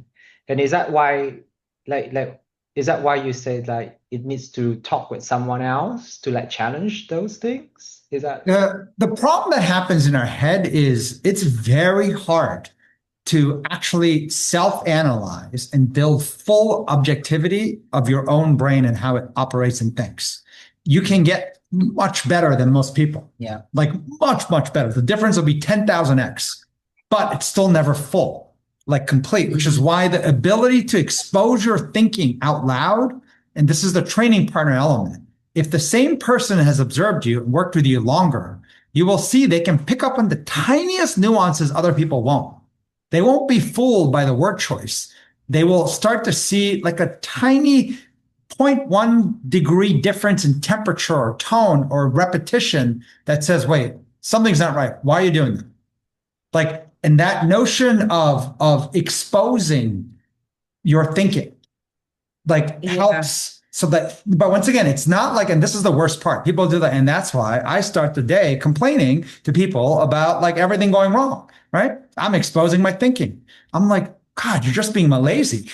That's not exposing your thinking. Exposing your thinking, the difference is you can feel that person trying to figure it out. Yeah, like Kwong, I feel like one of the examples that happened recently, when you get that feeling of shame or embarrassment and guilt, you get like, I don't know how you guys feel, but sometimes you get like that warm chest, like stomach kind of queasy feel, whatever. You might turn red, ears burn, whatever. You're like, oh God, why do I feel this way? That happened to you a few weeks back in our partner meeting, remember? I feel you said something and then you're like, oh, shit, I think the assumption you had is if I put something into the chat, Megan and Charlie don't ask, they might think I'm stupid, whatever it was, you shared that. You know what I mean? Like, I think you had like an assumption in your head of like, of what we were thinking, like kind of like, if this happens, then this is what they must be thinking. It's like that. And you expose that, right? So you didn't have to walk around with that feeling. So I think the best way to, think about it is when you feel that like twinge or whatever you want to call it, is to right then and there be like, something just happened and I need to understand why I feel that way right now. What did I say that just made me feel that way? What did somebody else say? But not in your head. Not in your out loud. Out loud. In that example, That's the you exposing. did actually share it later, I think in the same meeting, or maybe it was in your On My Mind. I can't remember, but it was pretty quickly after, which I feel like is a good example of what we mean. Like when we say hidden rule, it's because it's a little confusing maybe to look at it like that. Like I think more like, why did I just do what I did? Why did I say what I said? Why am I feeling the way that I'm feeling? It's kind of that skill of just trying to understand yourself better, which is why Charlie said it's tied to building self-awareness. Like what's happening? Why do I feel this way? Yeah. At each level, I mean, I built this fast, so it was assuming none of this stuff works. It's like, you know what? I'm laughing at myself, right? At all the things I do bad. I'm like, no, it doesn't work that way. You have to expose it. It's almost like the whole, like, you know, if you don't hear a tree or whatever that phrase is, doesn't really fall. If you don't expose it, it's like, are you really working on it? Nope. Like, I'm spending my own time analyzing it. There's place for that, meditation and all that stuff, but there's a difference. The ability to expose your neuroticism or your incorrect stuff to someone, not in a complainy, whiny like way. That's totally different. You can feel it's so degreed intentional difference. I'm working on it. I'm digging to find out what's wrong and right. And usually it's what's wrong versus like, I'm just telling you, so then you can react to it. That's complaining, right? And that has its place too. There's a place to complain. It's not like all complaints are bad too. It's just that most times we're just little bitches complaining about everything and then saying, but why aren't you fixing me? Like, it's very hard to fix you when you don't take ownership. Sorry? I have a question in terms of being the other person, let's say the training partner in the receiving mode. Let's say somebody is going to be sharing all this stuff. You don't want to be just like the happy-go-lucky person. Everything's going to be okay. So instead of giving them that fake grace, what would be a good response in that moment in terms of like receiving what they're sharing, but not trying to say, you know, put the Band-Aid on it? So, I mean, there's such a wide range. So, for example, being too honest, right, is not very good when it's a pedestrian interaction. There's a person I meet for the first time and they expose something and I maybe want to say in my head, I think you're being a victim, right? But saying that out loud could just create like complete bonfire of attacks that like, it might be like, I am so sorry for what happened to you. That's all you may need. But then there's people like you're working with, and this is the part, the tiniest degree difference in thinking starts to add up. It's like a splinter can be a team splinter that grows. And so it's almost like I'm going to err on actually trying to remove not only my splinters, but our team splinters, because when something uncertain, unknown happens, we will not be prepared, because then when we have that fight, we will also be fighting about the splinter that's now hidden underneath. So like knowing that's the range, there's like everything in between, which is why it's called human judgment. Like, and then how do we do it? It's through active learning of trying stuff and then adjusting. And you'll be like, all right, this person can't handle it.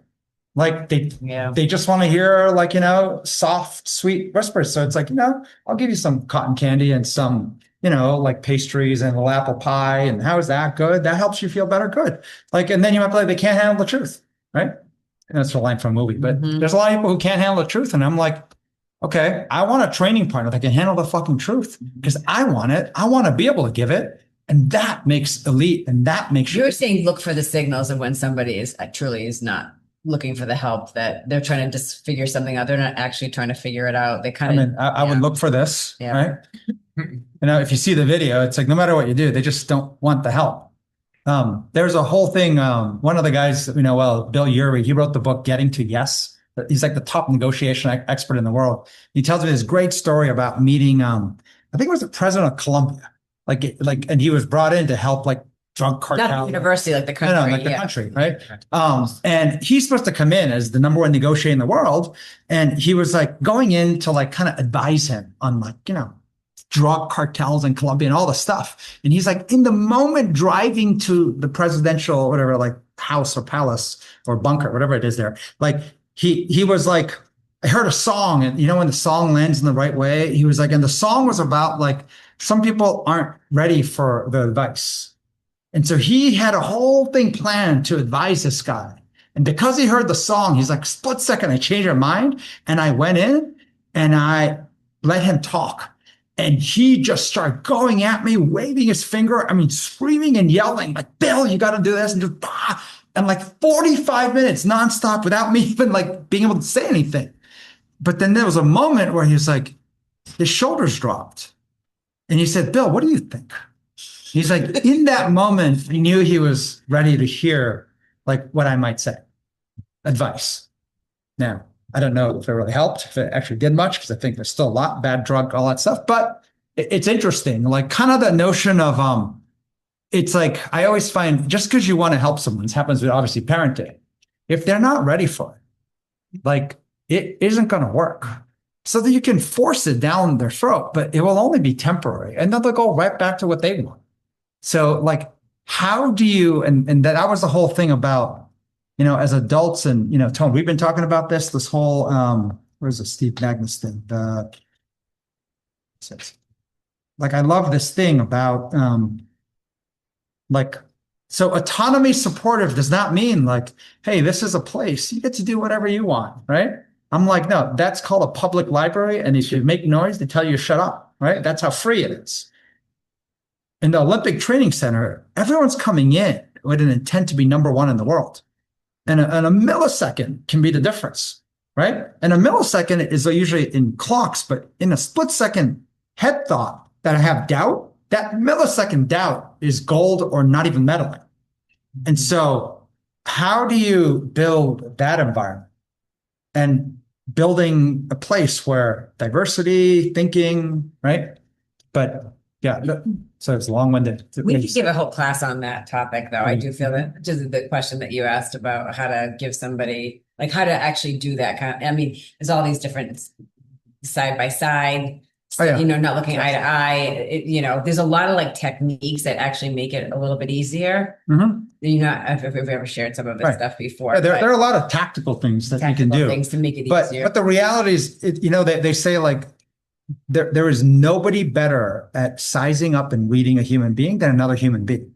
Now, there's also nobody worse than reading a human being than another human being, right? So it takes time, but over time, you get accuracy, right? Same person, new people you won't, right? Same person. So there's a value in like, that quote about the thickening, right? Community should thicken. Yeah. I was going to say tone, but not this tone, but the tone of your voice. Charlie can tell because we've been working so well that the tone of what I'm saying, even the slightest is off based on what I'm saying. What I'm saying is not matching the tone, and I don't fully realize it myself. And it can be frustrating, but it actually, if you think about it, it is great, right? Because because it actually helps you get more truth. Like, it's like, the way you said it doesn't quite match up. And at first I have what are you talking about? That's what I just said. I said what I said. I mean what I said, right? But the way you say it changes the meaning of it, right? But that's because the way you say it, those little tiny little pause, the conversation right before, the preceding, right? What happens after.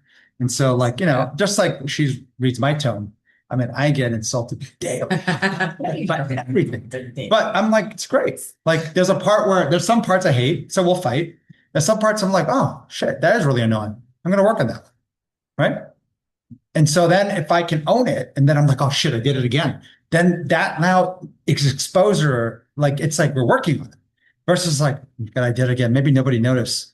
Let me try to work on it quietly myself because I've already been told once. I'm like, it's human to make the same mistake over and over again. Most of us make repeated errors for the rest of our life. The best of us actually catch those thematic repeated errors, fix those first, because they're the most costly. So, good. So no, go ahead, Hector.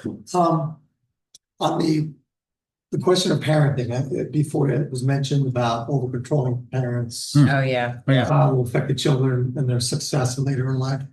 But how would you explain, for lack of a better word, the name tiger mom? Well, basically, they're over controlling the child, making them study all the time, focus.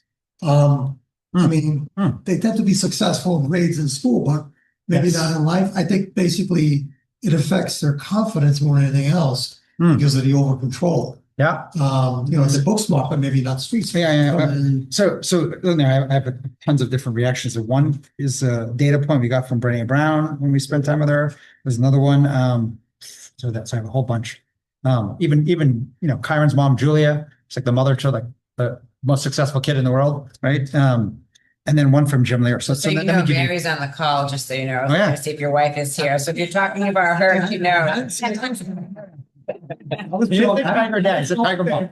So here's interesting. So I'll kind of give you some in the order. Brené Brown, when we met her, she done TED Talks and a lot of work in therapy, psychology, and whole 9 yards. She was talking about how she would work with a bunch of kids, right? And college kids or whatnot, and would talk about what were those like these little things your parents like that you just kind of drove you nuts? It would force you to like, have to put both, like, and they were like, each, like the kids would be like almost bragging about who had the crazier sort of like tiger parent like thing. Right? If I showed up 1 minute late, grounded or this, that, and they so were fascinating. Right? And they were laughing at each, talking about who had the more strict parent. Yeah. And then there was a couple kids who were just quiet. And like that, almost like they had no rules. They had none of that. And so you're like, wow, he must have been like on cloud 9. It's like a child's dream, no? Like no rule parents. And what she found was they felt unloved. Like they felt unloved. And they're the ones most in their head about they did not care enough to try to put rules and whatnot. And that notion of all of that is actually a signal of how much they're trying to help you perpetually not suffer, perpetually get better. So that was one data point. Jim Lear, he wrote like 19 bestseller books, spent a lot of time with him. He built the top youth tennis program in the world. So like the Andre Agassi's, the Pete Sampras, the best, kind of all trained with him. And so like over the years, he would like, spend time with tons of like young number ones in the world in tennis. And he would then spend time with their parents. And he was like, there was half the group that were just brilliant. Like, remember, they're all number ones, right? Half of the kids like just were like joyous, just like the Olympic athlete, right? Smiling and doing all well. And then there was the half that was like real fucked up, right? Real messed up athletes, but they're all number one. And so then like, he went and looked at like the parents, right? Who were like the miserable. He's like, what's the theme? Right. So he's like, okay, they're over parental, right? Was kind of the top thing that showed up. In fact, it's almost like they were playing the sport as a proxy through their child. So then he's like, okay, what are the ones that seem totally normal, like her, right? Like, they did nothing. So now this is contrary to what Brene Brown. They've left them alone. Because life is tough enough that just the struggles of life was enough to like sharpen them. But there's a nuance of left them alone means I just ignore them. That's not right either. And the way he would explain is like the best thing you can do, like when you're gonna like a child's game, is not like, it's after the game, right? Like I love that you won, or like, oh, you should, you did this wrong and whatnot to loss. To be able to just say, I love watching you play, right? Now, once again, you can do it inauthentically, right? I love watching you play. Then there's, how do you feel, right?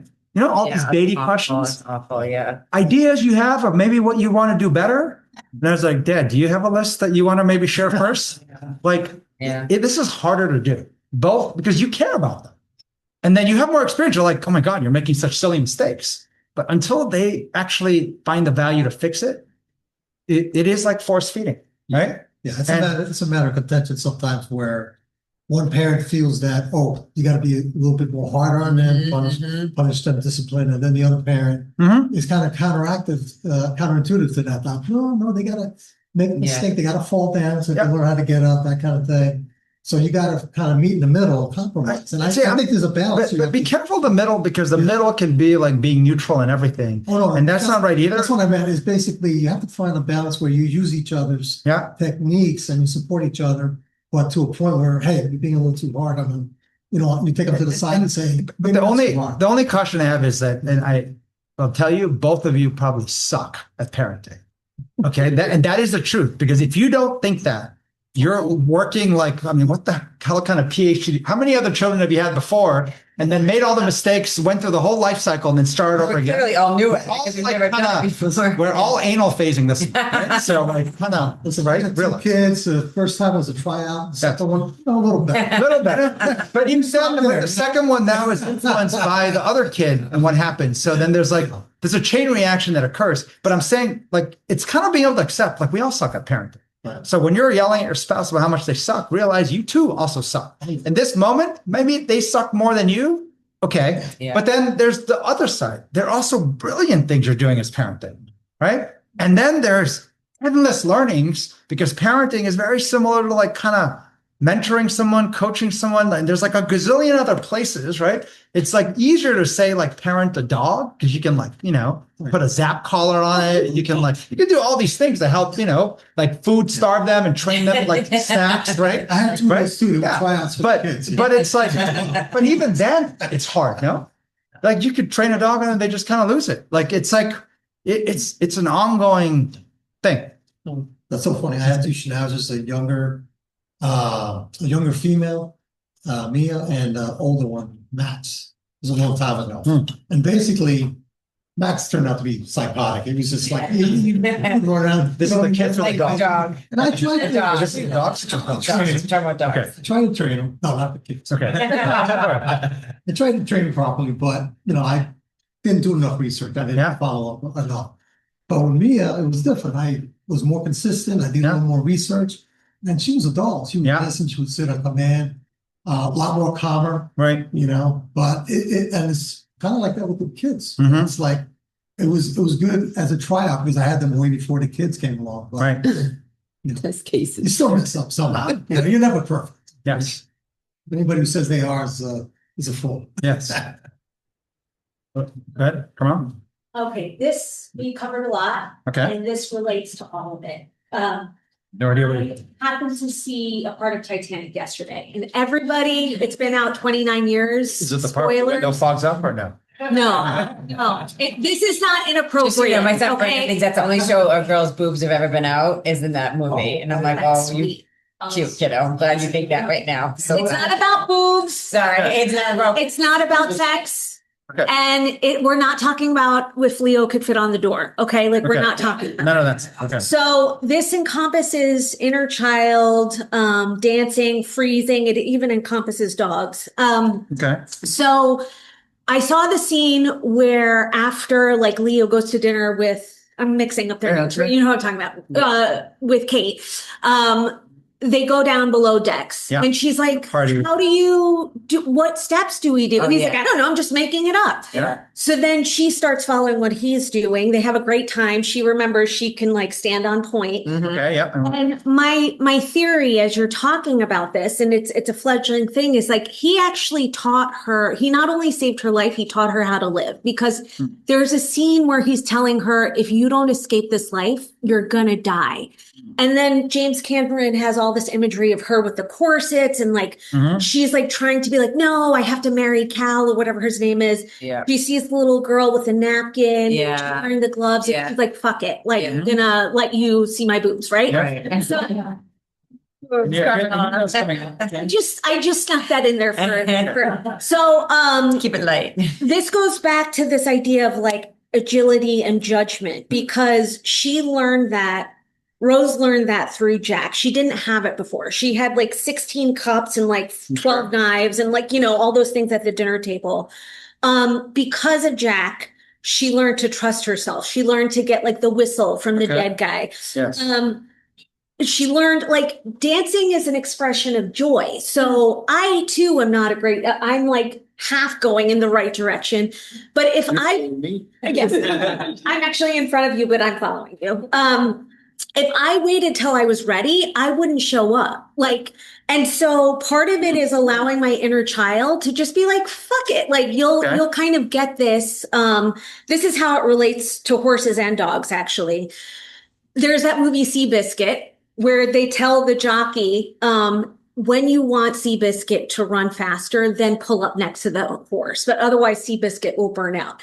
So like when I co-regulate with other people who are doing the dance correctly by osmosis, like I will get better.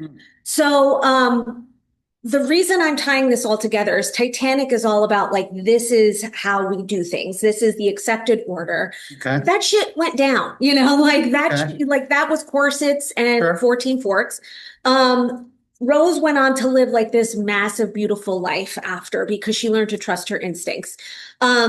Me and Aram, we're going to be better at dancing because we keep showing up. We keep being willing to look stupid and having fun. And Aaron has looking on that. Hey, you're being complimented, insulted. Solidarity. Yes. It's solidarity. Okay. But I don't give a fuck, because if I did give a fuck, I wouldn't show up. Like, so I could say Okay. more, but we're at Oh. time. Can And I, something just in that last piece, can I real quick? Yeah, no, On the that's last tons of piece, comments. you said Yeah. just because we're showing up, we'll get better. I actually think it's not true. Not true. Yeah. Because if you're going into something not fully engaged, I'm not saying necessarily about the dance. I just think in general, because we've been talking about this, like level 1 is show up. Level 2 is like fully engaged, and kind of like to your point around the intention of what you're trying to do. And Yeah. I agree with that. Some of the stuff, I don't go into the intention of I'm trying to challenge my resilience or my creativity in that moment. So I think that's a good, but I do think just because you try to show up to something or you show up every week, I don't think you actually improve. But we are fully engaged, though. I mean, I can't speak for Fine. I'm just saying. Well, actually, I would disagree. Oh. So I would say, okay, couple things. First, there's a lot in the movie. One is, remember in Rose's situation, you forget the father bankrupted them. Family. Yes. So they were out of money and in huge debt. Right. And so her going and running off with some nobody, right, had a massive cost to actually her living. This is details in the movie now, and then she walked away with the most expensive jewelry in the world in her pocket. You know, we should go watch a movie sometime and then analyze it. Oh yeah, Yeah, let's do that. No, we'll debate, Thursday. and eventually we'll just do feats of strength to see who's right. But Yes. but so here's what's interesting. So we compete like almost everything, right? And then, but someone asked me like, Charlie, do you think you can be better at Megan at everything? And I was like, absolutely. And then, but then I was like, but the truth is this, but I won't be. Right. But I'm so like dance. She's way better than me at dance. And so like everyone who writes cards and different things, they always make fun of me dancing and that you'll never beat Megan. And those who've been around, they say this. And they'll say it to my face, like, goodbye, we'll see you like next month or first Thursday. You'll never be better than Megan, right? And it comes because I told them like, no, I'm going to be better than Megan, but not, I know it's too hard in everything. So I think one song, then I think about an 8 count. I can get better there on an 8 count. So I'm watching where she's weakest in an 8 count. And that is the place I'm going to master. And then once I sense she gets in her head, which has happened, then I add the next 8 count on, and then the whole song. And once she gets a song, I make sure the DJ plays that song first. So that she gets in her head, I go for the second song. I will be better than her at dance. It hasn't happened yet, fully, but I believe there's a few counts. Like I get, I'll do something, and I'm like, when you get really good at it, you can watch other people. You don't have to watch yourself or the instructor. And I watched her, and I'm like, oh, good. And I can tell. We're all like, And I can tell the good. The one we did last week. He looks really good doing that one. And that split second, the split second when I see her self-doubt in dance, it's like putting a new battery pack. I'm like, boom. And so that but my point being, rage mastery is about that. You can take, if your goal is to be as good as Aram, right? Or if it's to be start in a smaller increment. And then there's a part of like, start in a smaller increment. Like there's stuff where I feel like I'm tripping over my feet. Like, there's a move when you do that. What's it called? I think it's good. I think you're giving me. What's it called when you do the grapevine? Right? You suck at the grapevine. No, I'm being serious. No, but I'm being serious. Carmela not only sucks, but you don't even try it.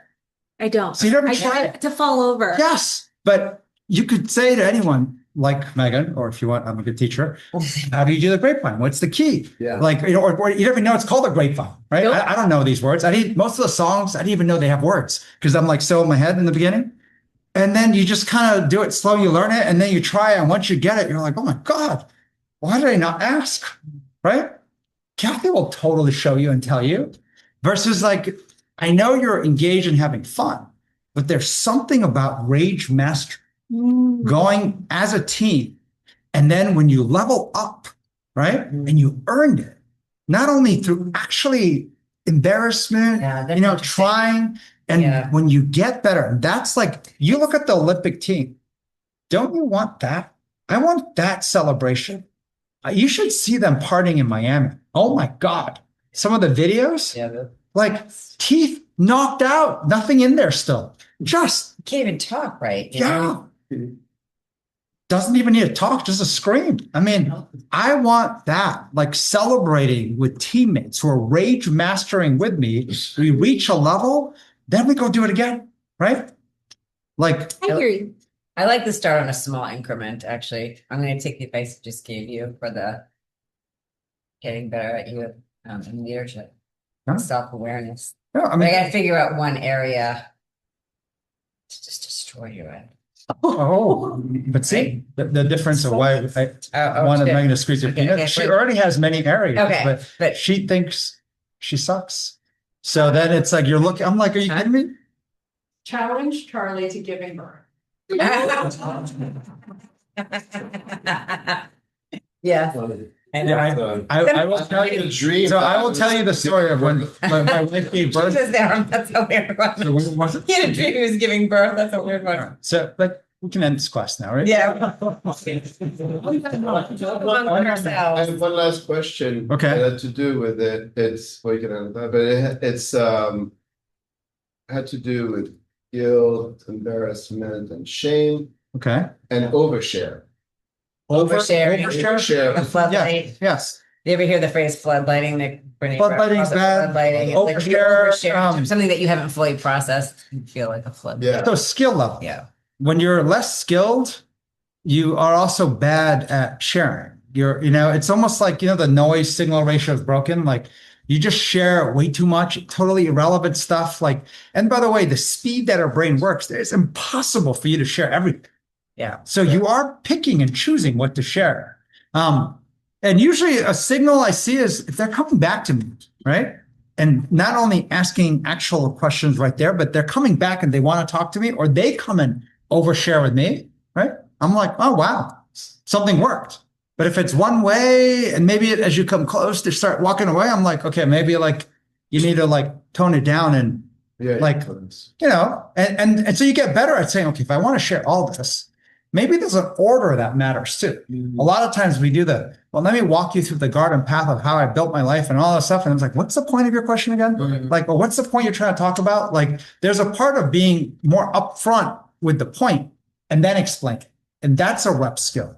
A lot of us, I ramble a lot, but So there's that splinter or the things like there's overshare, there's the secrets, there's all these like nuances and individuals that do reside. And so obviously, time of course is time is of the essence. Yeah. But But it actually comes with practice. I think what you're saying too is in people's reaction. And my mom, sometimes she says, I don't think your father actually knows. Yeah, I think it's just us. No, knows people. Ronaldo and Mary's here, Martha's here, Lisa's here. But we'll go. We'll see you guys next week. I think actually next week, Test Kitchen, first Thursday. Yep. Danny will be teaching something awesome. Not sure what it is, but then we'll see you the week after that. Perfect. Fantastic. Perfect. All right, guys.